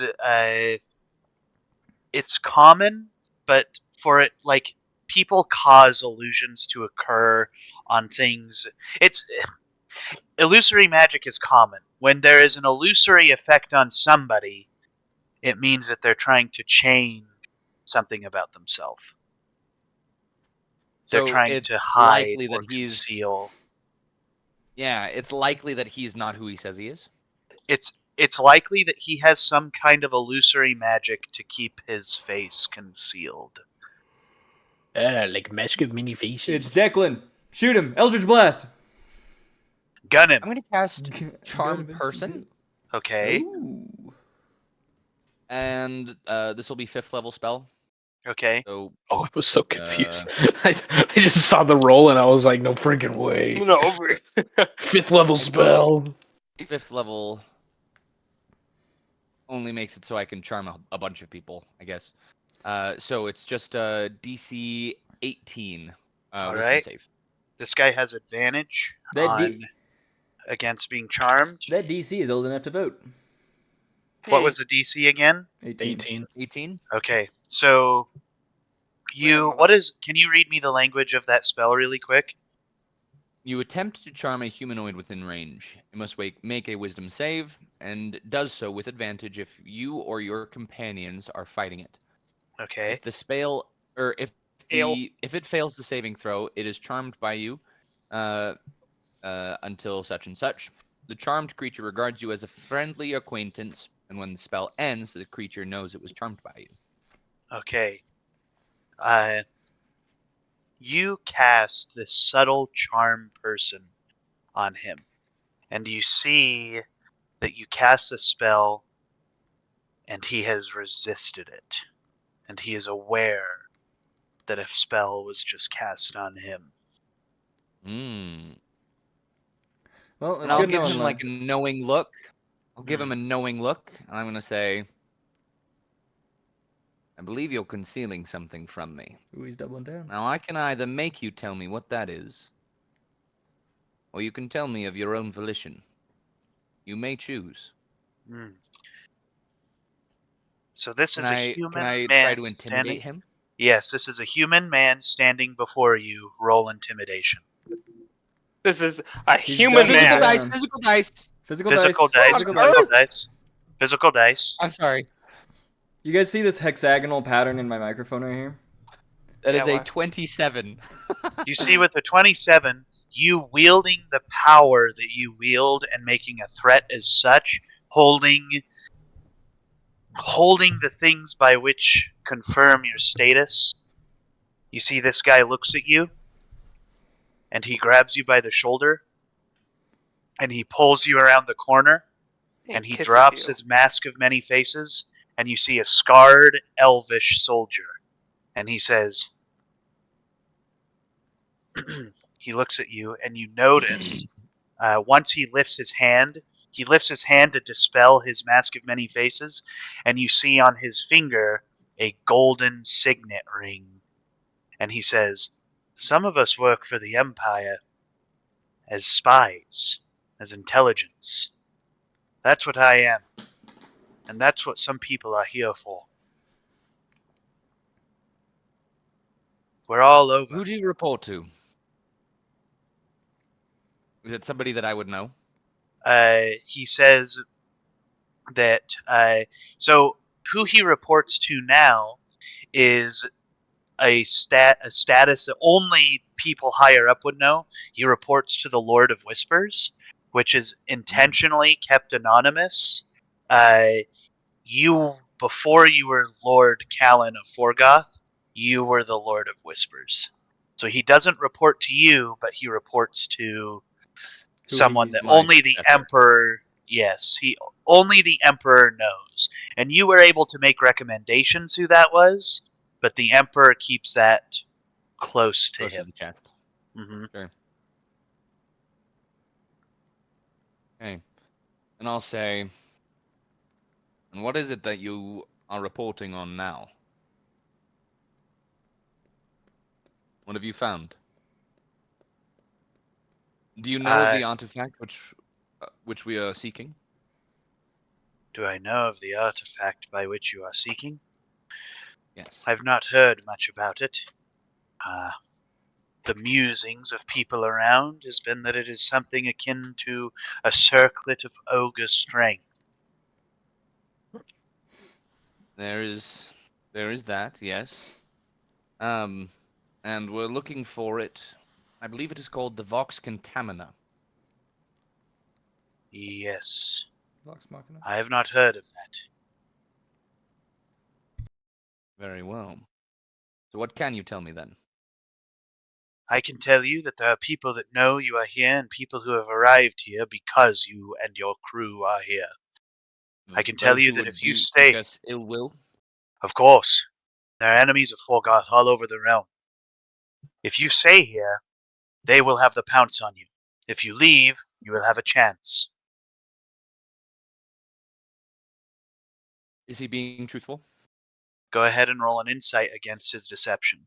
If he is, or I guess just roll an insight. If he's being deceived, you'll have to roll against his deception or not. If So, he's deceiving you. just by happenstance, I Mhm. rolled my Hey, you know I don't know, what? From the now fake on, die. whatever you roll first is what's going to be. It was a nat 20, but I am prepared to re-roll this Yes.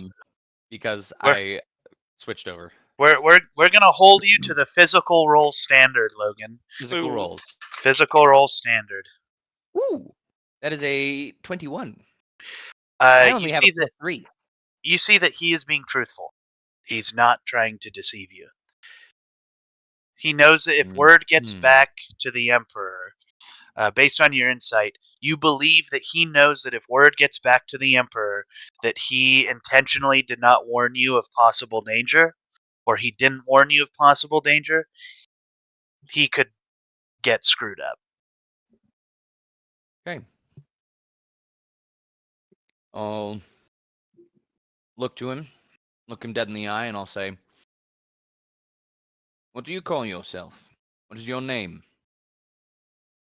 My name? No one's asked me my name before. A lot of people ask.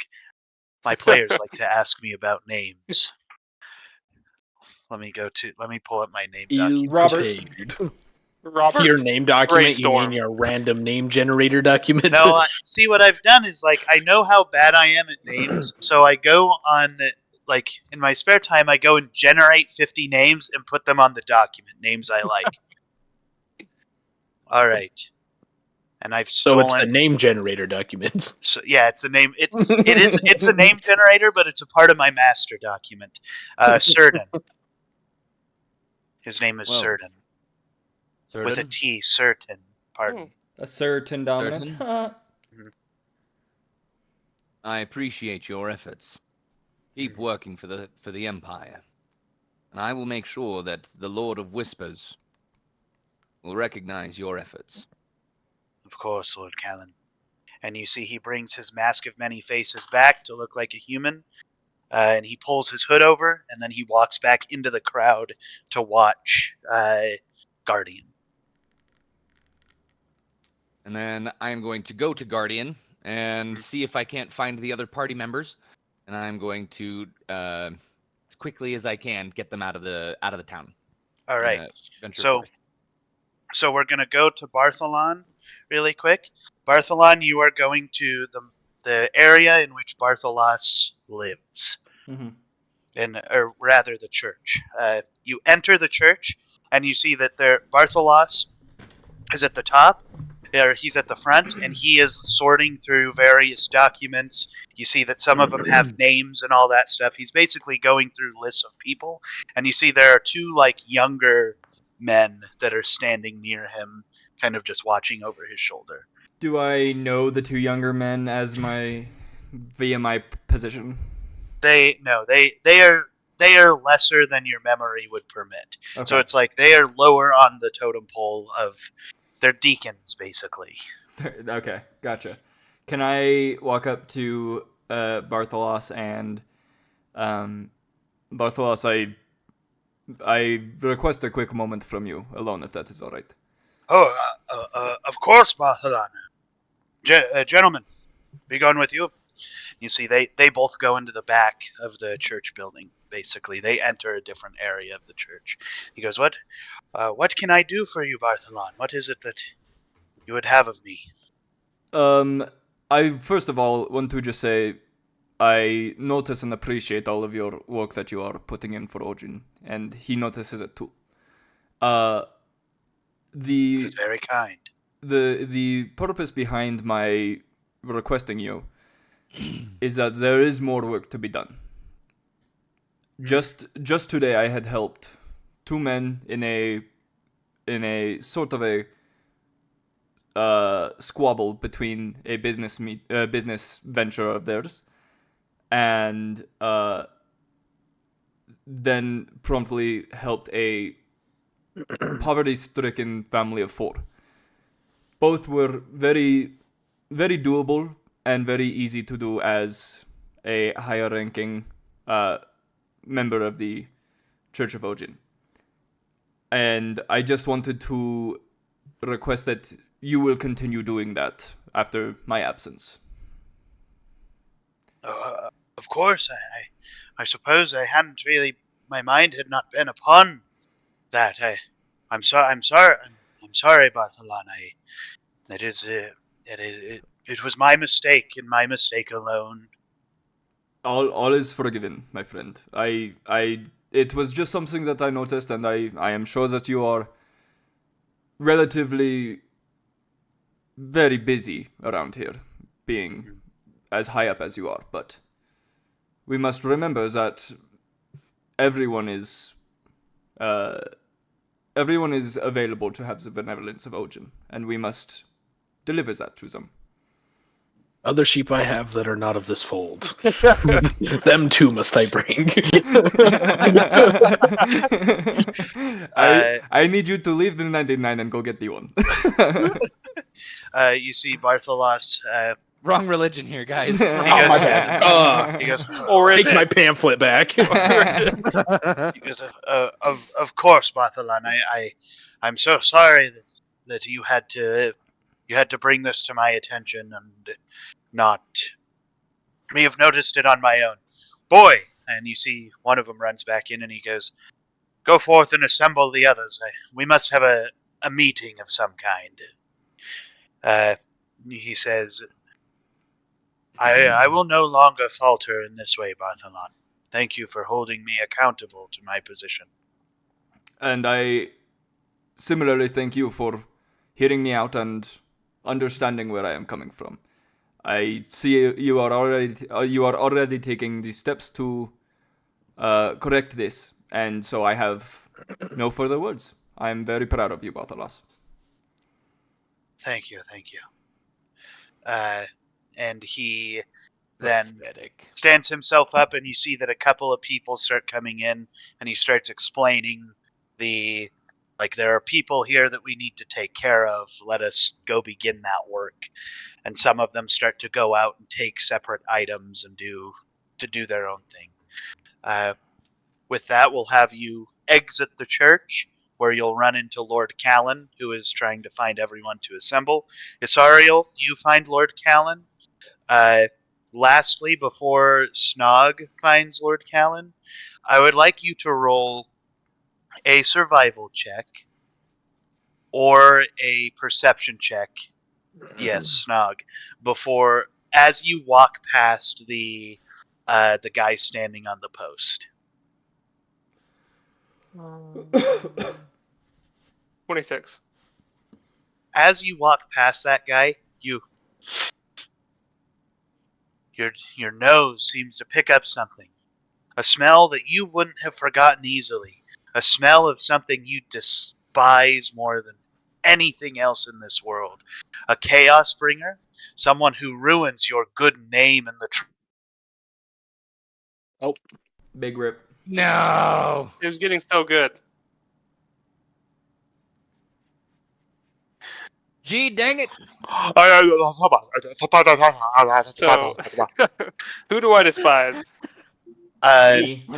It's someone that you despise and hate more than anyone else. Someone who literally ruins people like your reputation. And you too seem to glean the scent of a fellow kobold. A green kobold in specific. Oh, green ones can't be trusted. His name is Frog. And you hate Frog so much. Wait, Frog peddles false magical items. Frog brings great dishonor on the kobold name. And there are not many of you. Go tell him to frog off. So, this is a specific person I know? This is a specific person Okay. you know called Frog. Frog the kobold. and they're a Okay. green kobold. And when you walk past that human leaning on the post, you could smell them. You could smell their scent as if they were standing right in front of you. So as I look at him, can I tell if he's like doing like an illusion kind of thing? So did you do a perception check or a survival check? I did perception. You see slight movement beneath the cloak of this Ooh. man leaning against the post. Gonna And you miss realize all of a second, this man has a gaunt face, but a big belly. Mm. We gotta get out of here. So, is this like a cobalt stacked with like a halfling on top or something like that?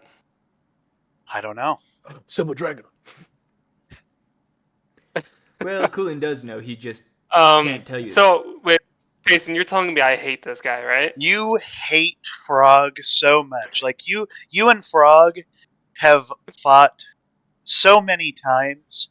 In fact, and it's been a long time, so you're not certain. It might have been Frog that made you blind in your right eye. Oh. So, does he notice me as I'm walking by? Or is he... The can he guy just- The guy Yeah. isn't doing anything. He's Okay. still chatting. He's like, and don't even get me started on melons. Bloody You're saying a melon is a fruit? No, I don't believe that, not for a second. Okay. So, as I pass him, I'm gonna kind of do one of those things where I walk past and I'm just gonna stop, hmm look back, and I imagine his back's kind of facing towards me, my back's towards him. Yeah. I'm going to just kind of turn, slowly sneak up behind him, mhm. and then just pounce on him and bite his ankle.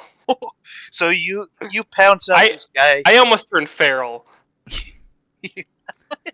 You pounce on this guy and you bite down on his ankle and he goes, oh! And he jumps up and you see as he moves a little bit, his cloak hanging from his stomach, you see a little green tail wiggling under the cloak as he jumps and lurches forward. He goes, God, what the f-?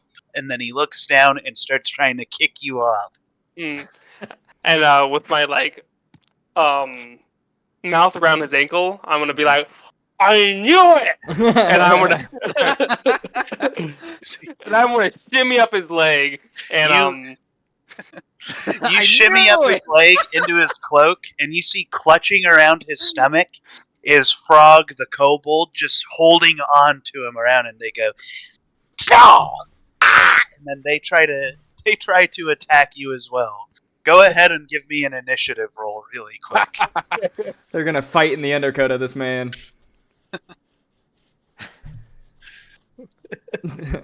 roll 20. You rolled a natural 20. I knew it. So you're gonna act first against Frog. Okay. Frog. Another thing about Frog is wearing a scarf that once belonged to you. Oh. He's wearing a scarf of displacement that he stole from you. Oh, interesting. So Would on you your s- turn, yeah. you'll have to roll on disadvantage to hit it. Okay. Let me see really quick. I will.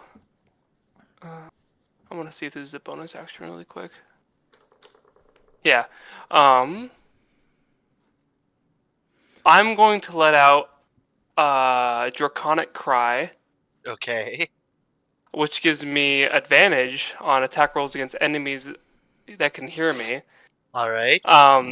So I guess that Draconic Cry could be like, Frog! Kind of like, as he yells out my name, I yell his name. No. Frog! Frog and Snog. Snog, the two rivals. Frog! Snog!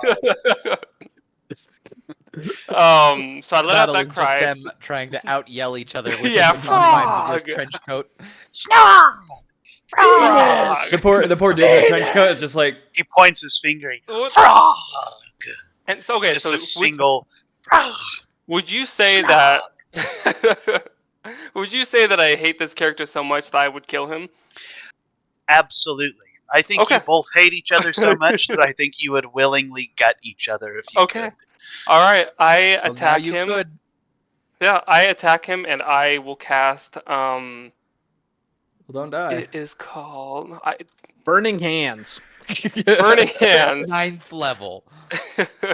I will cast I don't care is how it big the called, robe sir? is. I cast fireball. I don't care. Sorry, it was it's Green under- flame blade. Green Flame, that's what it is. Thank you. I cast Green Flame Blade and I will try to stab him. All Twice. right. And in doing so, you accidentally light this man's trench coat on fire. Go ahead and roll your damage. Roll to hit. Right. And I At don't. disadvantage. But well, so I have At- disadvantage. So is it just but regular? you have advantage, so it's Oh, regular. that's right. Regular. Regular. Cool. I will roll it on this. Let's see. Okay. Well, actually, I'll just I got.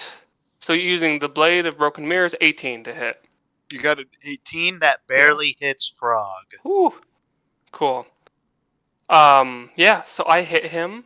So let me think. That's with the Actually, sorry. I'll do that with the Needle of Mending. So I hit Okay. him. It doesn't matter. It's the same. Yeah. So It's and 1d4 then plus 6. 1d4 And then plus 6. 2d8. So I'll just do that. So that's And 8 then- damage. And then you've used your bonus action on Dragon Roar. Right, right. So that would end up being your turn. Okay, so I don't get a second attack if I do that. Yes, okay. you have perfect. to use your bonus action to use your That makes offhand sense. attack. And I will roll the 2d8 right now. All right. Plus 10. Plus 10. So what was that in total? 18. 18, yes. 18. 18 damage. Okay. Added. All right. So you hit Frog, and they go, "Ah! This hurts Frog's skin." Then Frog is going to draw their rapier, and they're going Ooh. to stab at you. This is all happening under the coat. Yes. Yeah. That, That's why I was saying, That's like, a- the dude's just like, What the? Right. that's a 20 to hit. Oh, yeah, that hits. All right. And they are going to. And you are within 5 feet of an ally, so they're going to use their sneak attack damage on Ooh, you. okay. wait, okay. who's the ally? The The guy man. in the trench The coat. person it's clinging onto. Oh, I see. The person whose trench coat they're currently fighting. Okay, so if he's his ally, okay. So Wait, why? Hold on. Why is he the ally if Snog bit him in the ankle? He's Frog's ally. Oh, Frog's ally. Oh, I thought you were saying he was Snog's ally. I was like, what? All right. One, and then what is his sneak attack? Sorry. You're fine. Brief interruption. Yeah. Smile, you guys. Okay, great. Thanks. Can you see my Sneak spork in attack. it? Gotta do my B review. No, I can't, but I want to see the spork. Can we try that again? Yes.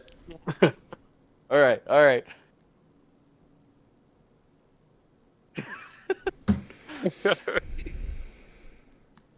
Beautiful. All right. Chick-fil-A sauce? There it is in all of its sporky Good. glory. What? The cheese. Thank you. Thank you. Almost as big of a cheeser as he had at my wedding with the giant fireball. Okay, and so Frog is matched level with you, so they do all the same. Okay. Sneak attack damage. Yeah, all the same sneak attack. Guys, I'm damage. in a bad position right now. Well, Shouldn't have gone in alone. yeah, you shouldn't have hated this dude so bad for whatever reason. The ever-present plight of playing a rogue. Uh, Going off on your own and not being Yeah. able to get out of it. Frog pulls out their rapier and stabs down at you, hitting you in your right eye, doing 35 damage. Oh! So he's just going to town on the blinded eye. And when you do that, Frog goes, "Give me back our hat! My frog's hat! Give Is that it the one back!" up That's the one you're wearing. there? Well, then give me back my scarf. No, I want the scarf. I want to keep it mine. Oh, I want the hat. But no, I want both. And then that ends Frog's turn. At this point, we're gonna say you guys start to walk in, and you see this guy in a cloak freaking the hell out by a fruit stand. He's like, "Oh!" You see like green flames launching out of his sleeves. You're hearing like it sounds like two cats are fighting underneath his coat. Well, no time to investigate that. Let us go. It is now back up to Ace's turn or Okay, Snog's so turn. I do want to go move over there though. Just yeah. Okay. Yeah, How the just there to watch. Yeah. the robe or the scarf works. I have disadvantage again, right? Yes. at the start of well, his no, turn? You hit him, right? Right. Yeah. So, Well, so does you that- get it. Does it reset at all? The scarf? Oh, I don't remember the scarf of displacement or the cloak. Oh, of I guess the displacements. I think the cloak like resets at the start of his turn. Right. At the start Yeah, of Frog's so- turn. So, would he have it again? I think he would. Yeah. So he'd Yeah. have it again. Right. It's pretty overpowered. Especially in the one-on-one Okay. scenario. Like if once we all join in, Asa will like drop the displacement, the disadvantage, and then we all get like fair hits on him, and then he has it again. So in Okay, a one-on-one, it's really busted. Yeah. Yeah. I'm going to cause the green flame to leap. I don't think it's an action or bonus action, but I'm going to cause it to leap from the cobalt to the man. Okay. So the guy ignites and gets hit with the green flame from the. Right. Do I re-roll that damage? I guess I would. Yeah. Go ahead and re-roll the damage when it hits him, and that's +3. So it's 2d8 so plus 3. 13. 13 damage. You see this guy like, ah, ah, and he falls to the ground, that being his hit point total, and starts to Oh. burn alive. So he's dead now? Yeah, he's dying, and you guys are rolling ha- around on a flaming He corpse. He has no ally now. No, my ally! I'm going to let out kind of like rising from the Stop. flames, just kind of this manic laugh, and I'm going to let's see, I'm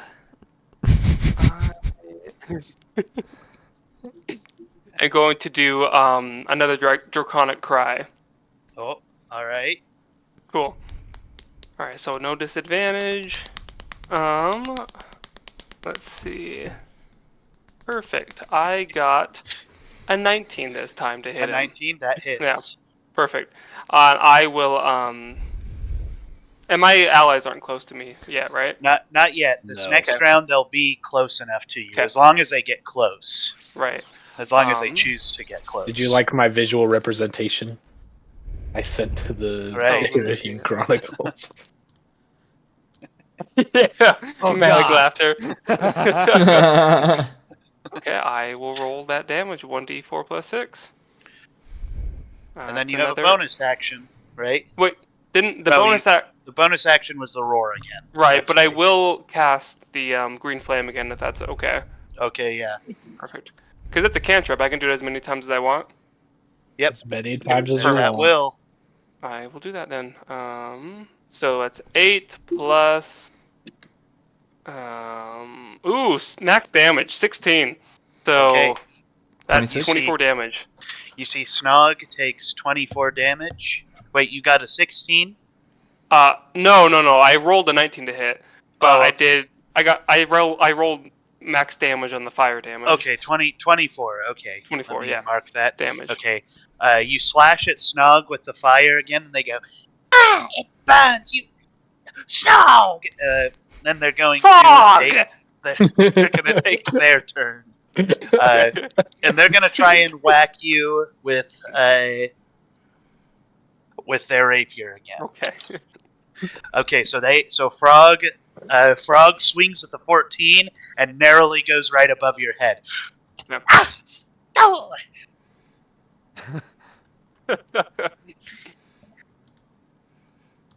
Okay.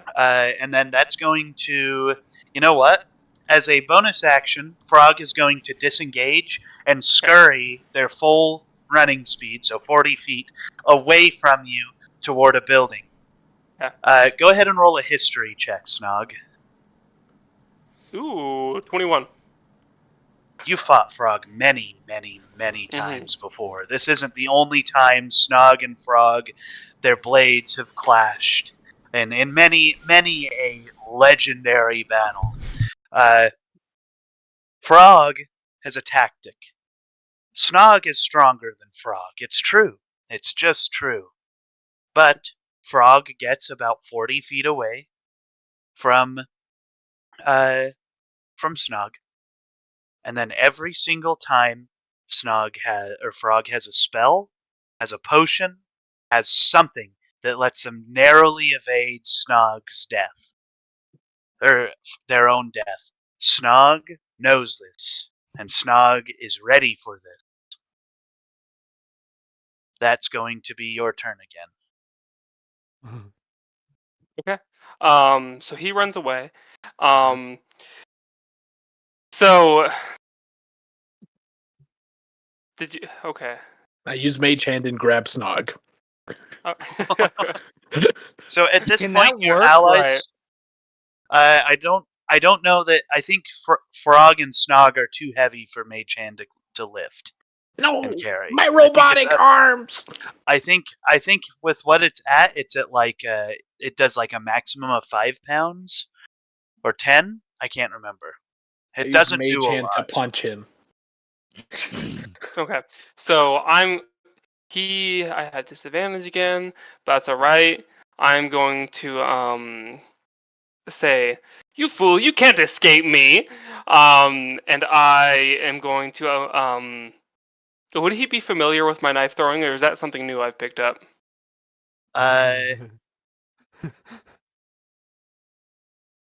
Wait. Okay. So knife throwing. Frog might be. It's been a while since you fought Frog, but this is like you've become such an expert battler, not Okay. because you're hunting beasts, but because Frog and you have been fighting for years. Okay, so I'm gonna say, "You fool, you can't escape me. I've been practicing," and I'll throw both my daggers at him. All right. Okay. Gosh, these are both gonna be at disadvantage. I'll roll them one at a time. Okay, that Because if the is. first one hits, the second one doesn't have disadvantage. That's right. Mm-hmm. Okay. Yeah. Ooh. Well. Yeah, that's true. Okay. Anyways, Ooh. let's see. I got 5. Okay, I think the first one misses. That's a 16. That just misses. Yeah, but I rolled again, and does a 24 hit? A 24 does hit. Yeah, nice. And that first one, I No. presume, was your attack with an action, and the second one was your bonus action attack? Yeah, yeah. Okay. All right. So, I think, do I roll differently? I mean, for... I don't think so. Is it just the same damage with the feat I have? With the feat you have, it is just the same. Okay, It's cool. the 1d4 plus 6. Okay, perfect. 10 damage. 10 damage? Yeah. You hit this guy. Or you hit Frog. Frog takes that. And Frog goes, "Gah! You hurt our scales. We were beautiful once. Now we have scars." And I'll Snog. Frog! And I'll run up the 40 feet and I'll just go right next to him again. Awesome. Your daggers shoot back into your hand. As they shoot past Frog's nose, he goes, "Pretty. Yes. Oh, I would like those daggers for myself, Snog." I'd like to see you try to take them. Gah! Frog's turn. Frog is going to attempt to attack you. Okay. So Frog gets a 27 to hit. Ooh. So Frog is going to attack you. Let me hurry and roll the damage. They have a rapier. They do 7 damage. Yep. And then Frog Wait. Yeah, 7 damage. And then Frog is going to disengage again and run their full distance back 40 feet. I'll just run up to him again if it's my turn again. Okay. Um, We'll let's never see. catch up. And you guys, at this point, you guys now see the scene. You see a man burning in green flame, and then you see Frog and Snog actually like rabbit animals fighting. So I will go for it, Logan. So may I interject before Ace's next turn? Yes. Well, actually, go ahead. You guys roll an initiative as well. Cute. And Wait, Asa, what physical was die, physical die. what was your initiative again, Asa? Mine's a nat 20. Mine was a Okay, nat so 20 What's your modifier to initiative, Asa? plus And 5. and Turbo's +1. Okay, so it's going to go Snog, and then it's going to go Bartholon, and then next up I have a 12. 12. So you are after. You'll be after Frog. I rolled a 14. However, can I please just do something before Ace's turn? Sure.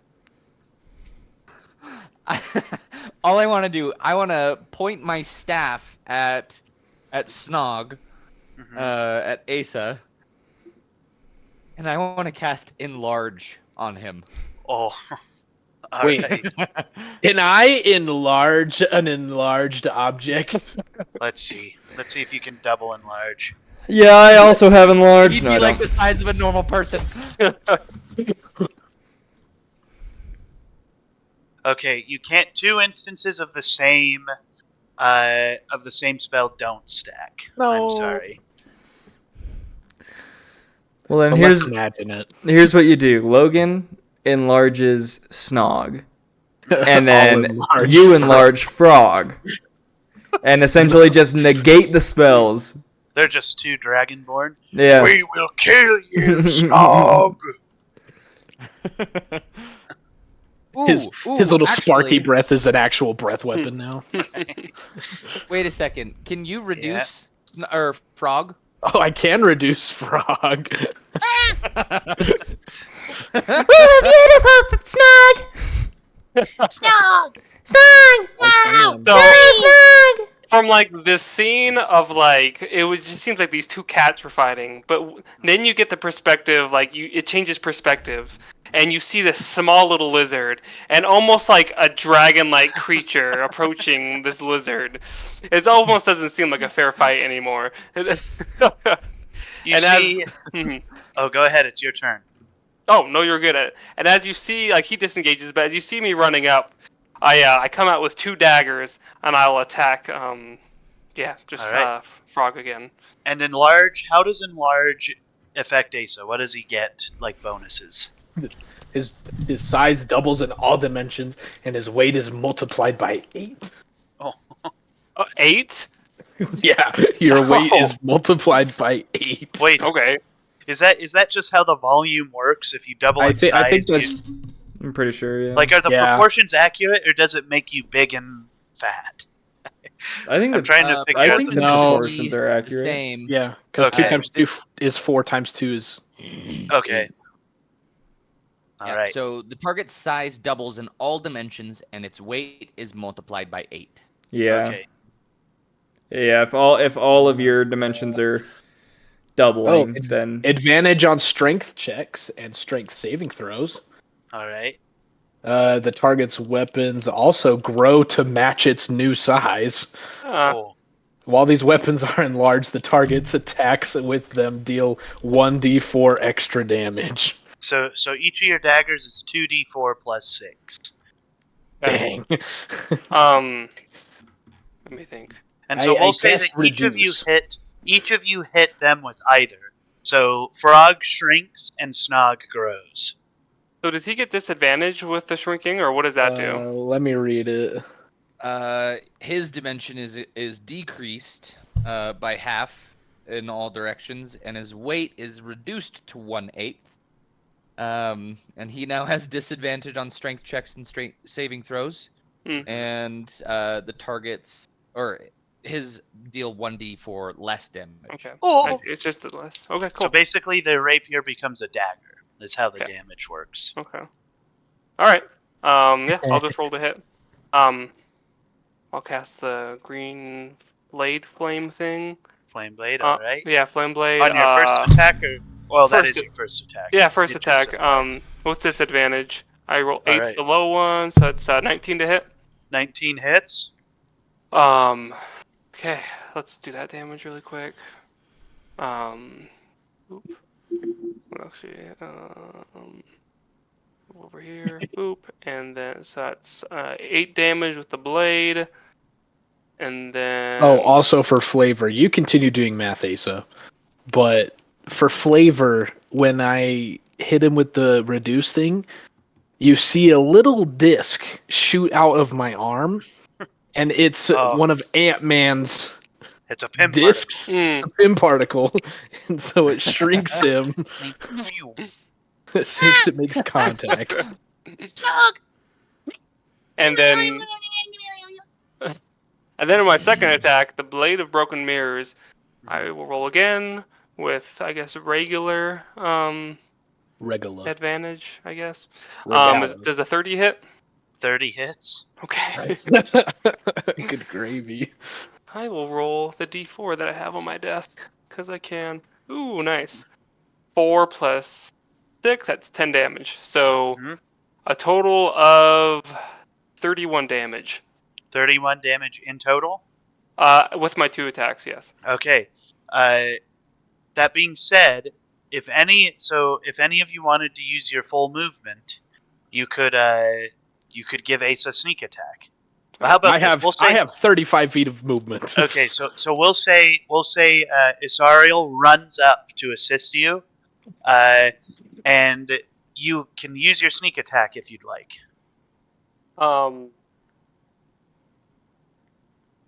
How close is he? Pretty close to death, or like how is he looking? He's looking okay. Oh, he's looking okay. Okay, yeah, I'll do my sneak attack damage. He's not bloodied yet. Yeah. So And we I have to can add that. What was that number of damage again? Well, originally it was 31. 31, and then I'll just add your sneak attack. Oh, okay.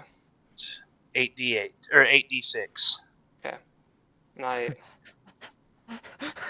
are you rolling that, or I can use? Do you want me to roll that? I can roll it if you I just had a want. thought. I mean, I have I the know what I'm button gonna right do on my here. next turn. So like, Yeah, go Click the ahead. button. Yeah, then- click that d6 8 Okay. times and then roll it. Oh, I can just click it once. 30. It has a little button for it. Oh, 30. Yeah. So 61 damage. Jeez. You smack Frog. Frog goes from being okay to being like they have like a broken back leg and they're laying on the ground just a very close to death little green lizard. They are very bloodied, very hurt. Snog. Yeah. Can I say something to him? Yeah, go ahead. You took my eye and my scarf. I can never forgive you for that, but I'll let you live if you give me my scarf back. Frog. Frog. No. Frog is going to.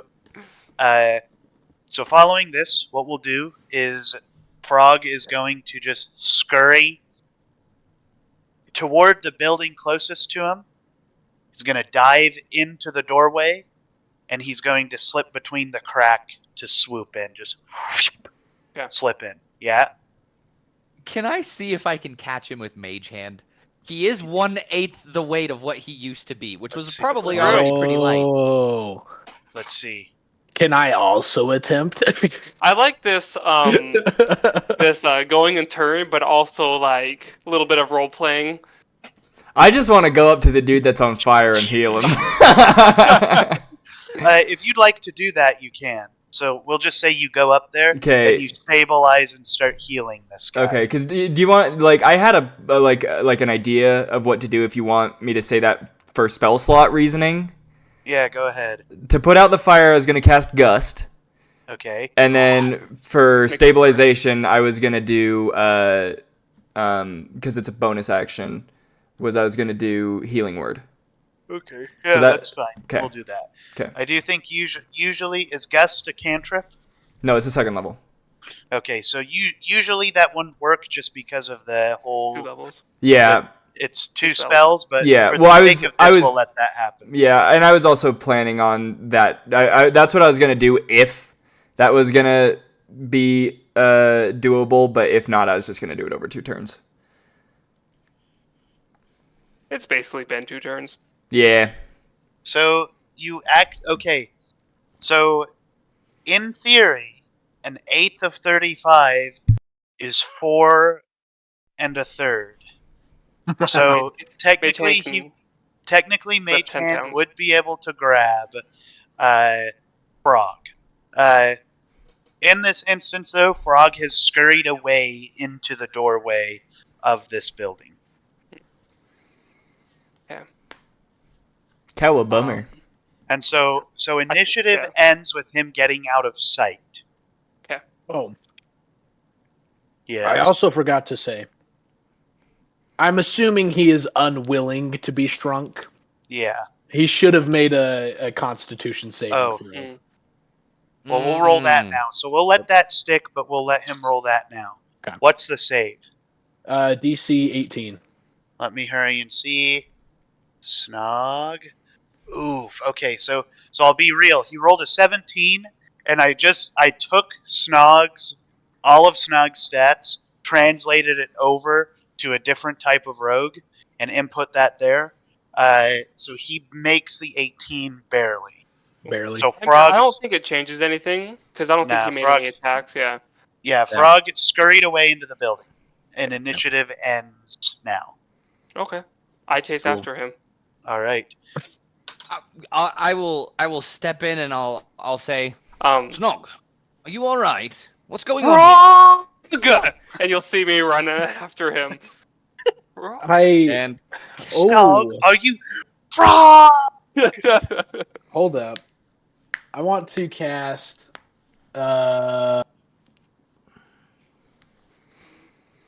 Let's see. I want to cast Vortex Warp and warp Snog right next to me, so I can just grab him before he runs Mm. into Alright. the building. So will Vortex Warp? I would say that Snog is in a frenzy. Okay, I think this is fair to say. If you want Snog to not chase after Frog, you need to roll a DC 15 Persuasion to talk him off the edge. How does that sound? Okay, Deal? that's Deal? fair. Okay. Just do a persuasion check instead. It's a persuasion check to so you can teleport him back to you, but there's nothing Okay. stopping Snog from just trying to Running. run back in there anyways. So you're trying to talk Snog off the Other off than the my ledge. metal grasp. Right. Okay. All right. So for the teleportation, Hmm. I need Asa to roll a Constitution saving throw. Ooh, I'm not good at those. Alright. Rolled a 7. That's a fail, brother. Oh, So What's up, you brother? are teleported right next to me, brother. What? What? No! You don't understand! I need him! I need him Ano- dead I now. need Another him time dead. will come. Another time will come. We're on a mission. No. This is my mission! And you'll see me try to run off again. No. go ahead and And, roll the persuasion to yeah. talk him off. Talk him down, rather. And I'll say, to help with that, I'll say, Snog, we have enemies nearby. We must get out now. He is my enemy! Go ahead and no. roll Just that with total- advantage, Caleb. Okay. Do you wish to die today? We must leave. Hmm. This is persuasive. It is a 19. Okay, so we'll say that it's enough for Snog thinks about the number that the Emperor put on this. The Emperor offered. We'll just say this. We'll say the Emperor offered to replace Snog's Scarf of Displacement if he joined, or rather, Lord Callan offered that if he stayed with the journey. So, Okay. although he doesn't get to defeat his greatest enemy, he will once again be reunited with a Scarf of Displacement if all goes well during this mission, Okay. as per the promise of Callan, right? Okay. So we'll He say did- that you're tucked down. Okay. Thank goodness. I'll Thank goodness. I'll just kind of like as I look back and I give into your reasoning. I'll just look back and be like, Frog, I'll get you one day. Frog peeks his head out. You're, One day. One you hear as silence responds back to you. There is nothing. You guys proceed. You guys proceed back to the emissary building where he has your packs filled and prepared for travel. Thank goodness. Uh, We're finally ready to Sorry. leave this godforsaken I place. didn't realize Payson was gonna throw that at me. I was like, all right. I would like to ask John the elf, or John John Joe Elf. Biden. yeah, um, John Elf. Is there, my goodman, is there another way out of the city? Well, well. I would like to take a suppose- path less beaten. I suppose, but this throws off the original plan of the map. You see, he unrolls the canvas map again, and the book floats up and starts drawing. You see a bunch of different paths start to appear. Then you see, like in runes, you're seeing like percentages as he's kind of calculating the survivability of each path. And he goes, "Well, I suppose. I mean, there's two paths that we could consider taking. You have the one that is direct. It takes you through the Overgiven directly into the Low. Then the other one takes you down and around the hills by and through the Mitfault into the Low. The Mitfault is more dangerous, but if you want an indirect way out, that is the direction to go." Could I? In your best estimations, do you believe that if someone were to lay a trap for us, they would expect us to go through the original path? Is someone laying a trap? Is there a trap being laid, my lord? We can begin. I can summon Camden soldiers forth and send them out to hunt these down. I was not aware that there was danger imminent. It is likely that there is. Can you Then muster up a militia to help us with our task? Well, I suppose. I mean, they have no choice. This is part of the. This is part of the agreement. They must fight. They must. You see, he whispers something in Elvish to the book. The book flies into another room, and it comes bumbling out with a crystal ball. And Isariel, you'll recognize this. This crystal ball allows you to project your voice out from the floating lanterns that are positioned around town. Fine piece of work. He grabs the crystal ball and he goes, "Attention, citizens of Camden. The Forgothian Empire asks for your aid in locating ill-intended scoundrels attempting to harm the Lord Callan of Forgoth on his trip into the Low. Please, arm yourselves, watch the paths, be diligent." And you see he says it again, and then he puts a crystal ball on his table and he goes, I would imagine they would be armed soon, but it does not change if you would like to go through the Mitfault or Overgiven." Very well. And what if, well, actually, as a player, would my interactions with the people have entreated any of them to join the militia? I think some of the people would. I think they definitely would. It's part of the agreement. There is a type of militia here with like probably 10, probably around 30 armed people who are ready to go. But like if you wanted to use your sway to amass more people of the public to keep their eyes out, then that could work. Don't worry, I'll go hire that family of 4. I'll have them go clear it out for us. I would like to step outside and I like to levitate again using my what's it called? Levitate. Ascendant step. You And I'd like to.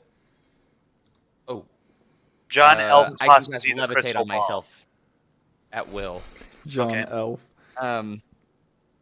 without expending a spell slot. All right. Excuse me. But I'd like to float above the folks or the people who are there, and I'd like Mhm. to call out and say, "My friends, though I have not known you long, it appears that there are those who would wish us harm. Mhm. Spread the word. If you are willing, please help protect us. We You are on a see- sacred mission for the Emperor." You see, they begin to murmur amongst themselves, and some nod, and then they go around and they start looking.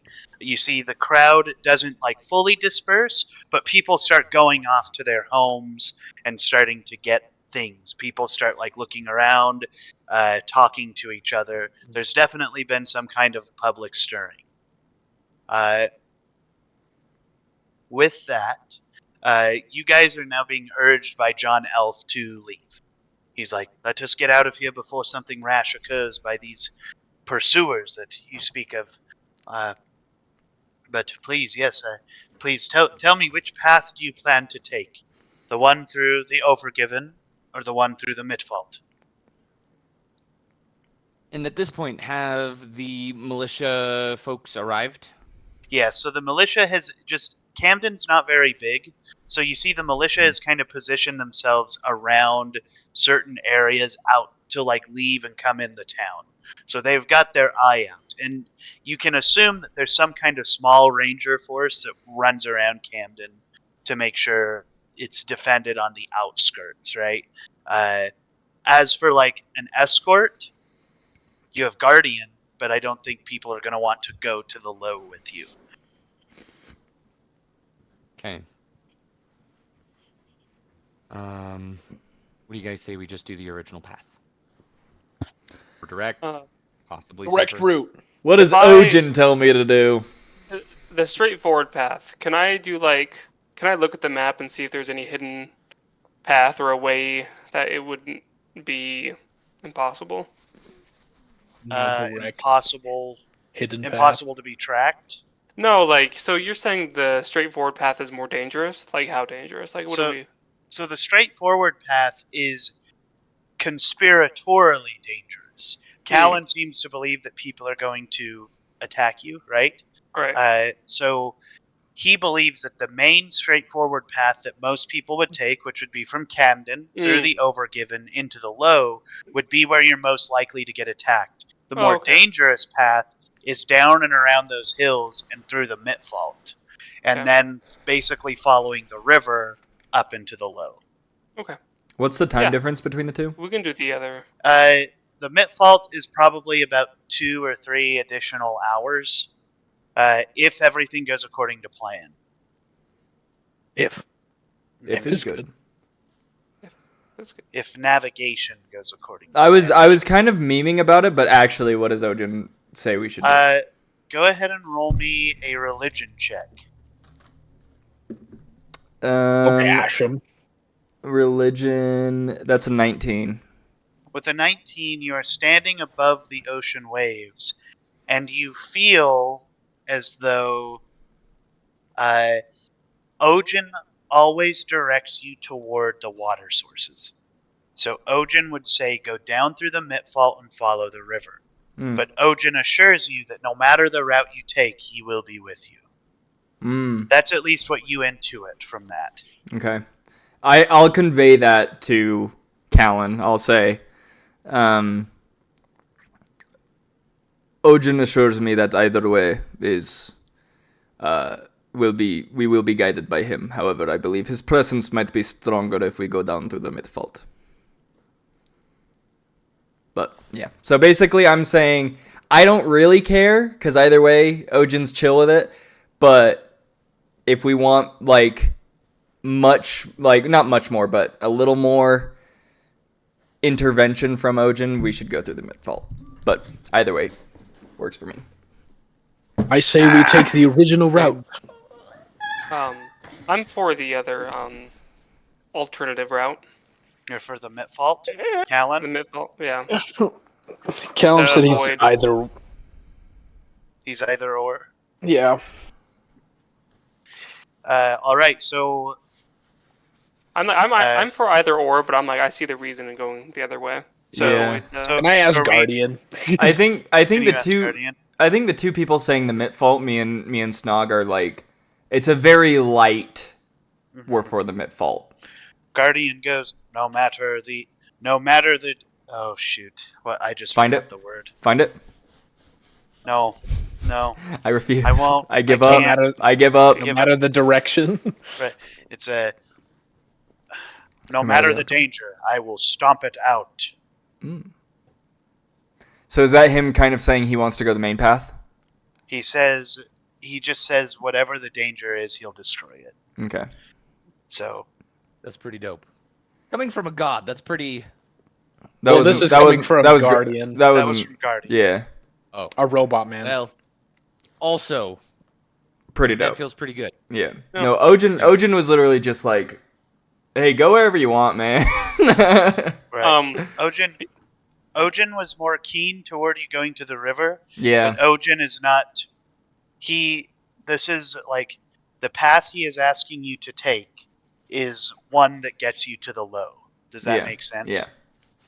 So that's why I'm saying Ojin is saying we should go through the Mit fault, so I'm saying the Mit fault, but like at the same time, because Ojin was like, if you go the original way, you're still getting to the low, so it doesn't really matter. So my vote is for the Mit fault, but if Bartholon's not gonna be like, no, I go through the Mit fault anyways. The drop off. The drop off. So yeah. My vote's for the Mit fault, but doesn't really matter. I don't know if this helps anything, but I found this, and I'll hold up this signet ring. Callan, you immediately recognize the signet ring. He doesn't care. He doesn't What like it. do I recognize? The signet ring was the same thing that elvish Certain was wearing. And this is the one you got from Frog? No, This is Frog. Well, the technically, one from yes. the girl. When he Who But got he knocked saw her. he saw Frog gave it to her. Mm-hmm. So I left it up, and I found this. It seems like some people were smuggling in some signet rings to some people in the town. What do you know of these people? I try to make a point of remembering what the people look like. Could I draw anything from who they were, Payson? So you remember a woman and a man. Mm-hmm. Right. The woman went into the crowd, and the man went into a bakery. That is what I relay to you, because that's all I remember. This And the is light interesting. descriptions. That's Mhm. woman had blonde hair, man had brown hair. Blah, blah, Woman, blah. blonde, man, brown. Why does this mean anything to you? This ring? It could. I'm not sure my information can be trusted at this time. But we do have a mission at hand. Further delay will only make that mission harder. Let us Alright. proceed. And I'll put on the ring. All right. And you become invisible. No, I'm just kidding. When you put on the ring, you get the ability to cast Mask of Many Faces on Ooh. yourself. Dope. Coolin, I hate to be that guy, but Mask of Many Faces is the Eldritch invocation. The spell is actually disguise self. Disguise self. Sorry. You can cast Disguise Self on yourself. Cool. So At will? you at will, yes, At but will. it takes an action and an action to engage and disengage it. Who is Will and why are you casting it at him? No, so that's just an ability you get having that signet ring. Cool. That's fancy. So So are we finally out of the city? I suppose, and we've decided we're going to go through the Mit fault, right? I say that. I say yes to that. I say yay. Okay, so yay. And then Asa, were you going to ask a question about which direction we went? Oh, I don't really care where we go. I just thought I could help a little Amen. if necessary. You'll be And useful I either don't way. think there was a bad answer here. Okay, yeah. Okay, so Whatever your decision is. Then So we let's- go the direct path. Literally, he He's like, "Are you guys gonna go through the Mitfault?" And everyone's like, "Yeah, that's not a bad idea." And then Caleb's like, "Direct path." Right. Okay. Mitfault is the direction you're going. So you guys hurriedly gather your materials, and then you start your trek through the Mitfault. You guys travel through the rest of the day. You guys left at about 1:30. You guys get into the Mitfault barely, which is a very intensely enchanted wood. It is for people who have studied the Feywild, this is the closest thing to the Feywild on the material plane. Wow. So you get in here, and there are things like you've heard stories about treants traveling through the Mitfault, going toward the river to drink and to the mountains to breathe. You've heard about things that lurk in the night, things that perhaps aren't necessarily native to Udrend, existing in the Mitfault. That being said, you guys have avoided the path that would take you through the Owl Bear's territory by going this way. Hmm. You guys travel until about 6 p.m., where you set up camp to begin your first night's rest. I'm going to ask you something that I've asked you guys many times before as players. Yes. What order are we doing watch? I choose 2. I don't Second? know why. It just feels right. I All can right. go first. Okay, Asariel's first, and then Barty. Guardian. Guardian can go in place of one of you guys, if you'd like. I can go third. Yeah. Can't Guardian just stay up wanna watch go through the third? whole Yeah. night? Guardian has to be immobile. He has to stop moving. He can still see things, but he's still technically sleeping. Got it. So it would be a passive watch. Would Callan like to do a watch, or would he like to have Guardian watch in his place? He is I'll a have Guardian king. watch. He Okay. doesn't watch. That is I correct. don't use a watch. I think we're gonna have to. So we can end now, or we can keep going for a little bit. But we're not going to finish today. That is almost a certainty. So I mean, I'd rather have more content for the next, Yeah, time. But if we continue for the next like 2 hours 20 minutes, the next time we touch on this, how much content will there be left? Do you think?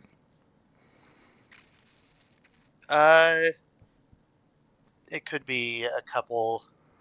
It could be 2-ish hours, 2 to Then- 3. then think. I say- rather Yeah, I say wait. we stop now, and then that way next time we do this, we have like a good 4 or 5 hour session rather than just like a 2 hour. All But right. that's my personal opinion. that's So- that's I'm with mine you. as well. So I'm we'll with you on that. we'll re-choose watches when we reconvene on the, let's see, it's the week after the 27th. So that's when I'll be back. The So fourth. the 4th. So we will reconvene on the 4th of May. Oh, May the 4th. No. Oh, I will not be available on the 4th. On the I'll 4th be- of May. Yeah. Do we want to try Actually, like? I might be available. I Would don't we? think I will be. Would we rather try like a Friday night or a Sunday or something like that? I'll be I'm available don't- Friday night. I after don't know that I can Friday do a night? Sunday. after this week, like this, the 21st to the 27th is the last week of college for me. So after this, I'm free like literally all the time. Hmm. So I have a I- I have a final project I on the think- 23rd and then a test on the 26th, and I'm done. Let's play it by ear a little bit.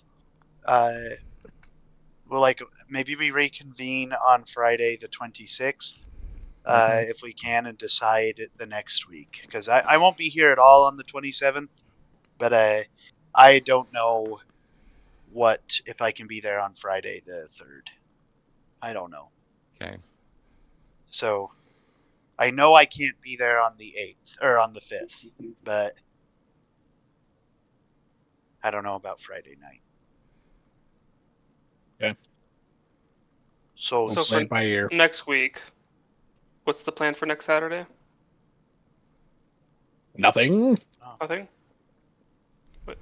If We're you gonna wanted to ta- do your one shot Asa, you could. Yeah. Sure, but I mean, if we're thinking of when we're going to do the next session, why don't we just do it next Saturday? Isn't somebody? Well, so yeah, I the won't be there the next 27th, the Oh, 27th, okay. Coolin's not here. The 4th, Logan might not be here.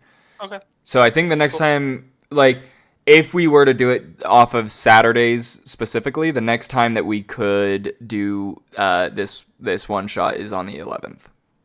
So Okay, that's like fine. reliably. Mhm. But honestly, Okay, I'm Let's fine play with it by ear. yeah, I'm even fine with having a couple weeks of just no D&D and just hang out and stuff. Yeah. but- Yeah. Yeah, exactly. Maybe Um, gives us a time to talk a little bit about the group setting. We haven't actually done that in like months. We haven't Right. done Wow. anything Right. for it since we built the map. I've done a little bit of work on my own, but don't know. Lore rats. yeah, lore, rats. And I but yeah. can, yeah, my one shot that I'm planning on, I mean, it doesn't have to be a one shot, it could be more, but I could incorporate it into our setting as well. Oh, group setting one Okay. shot. We might need to get the group setting to a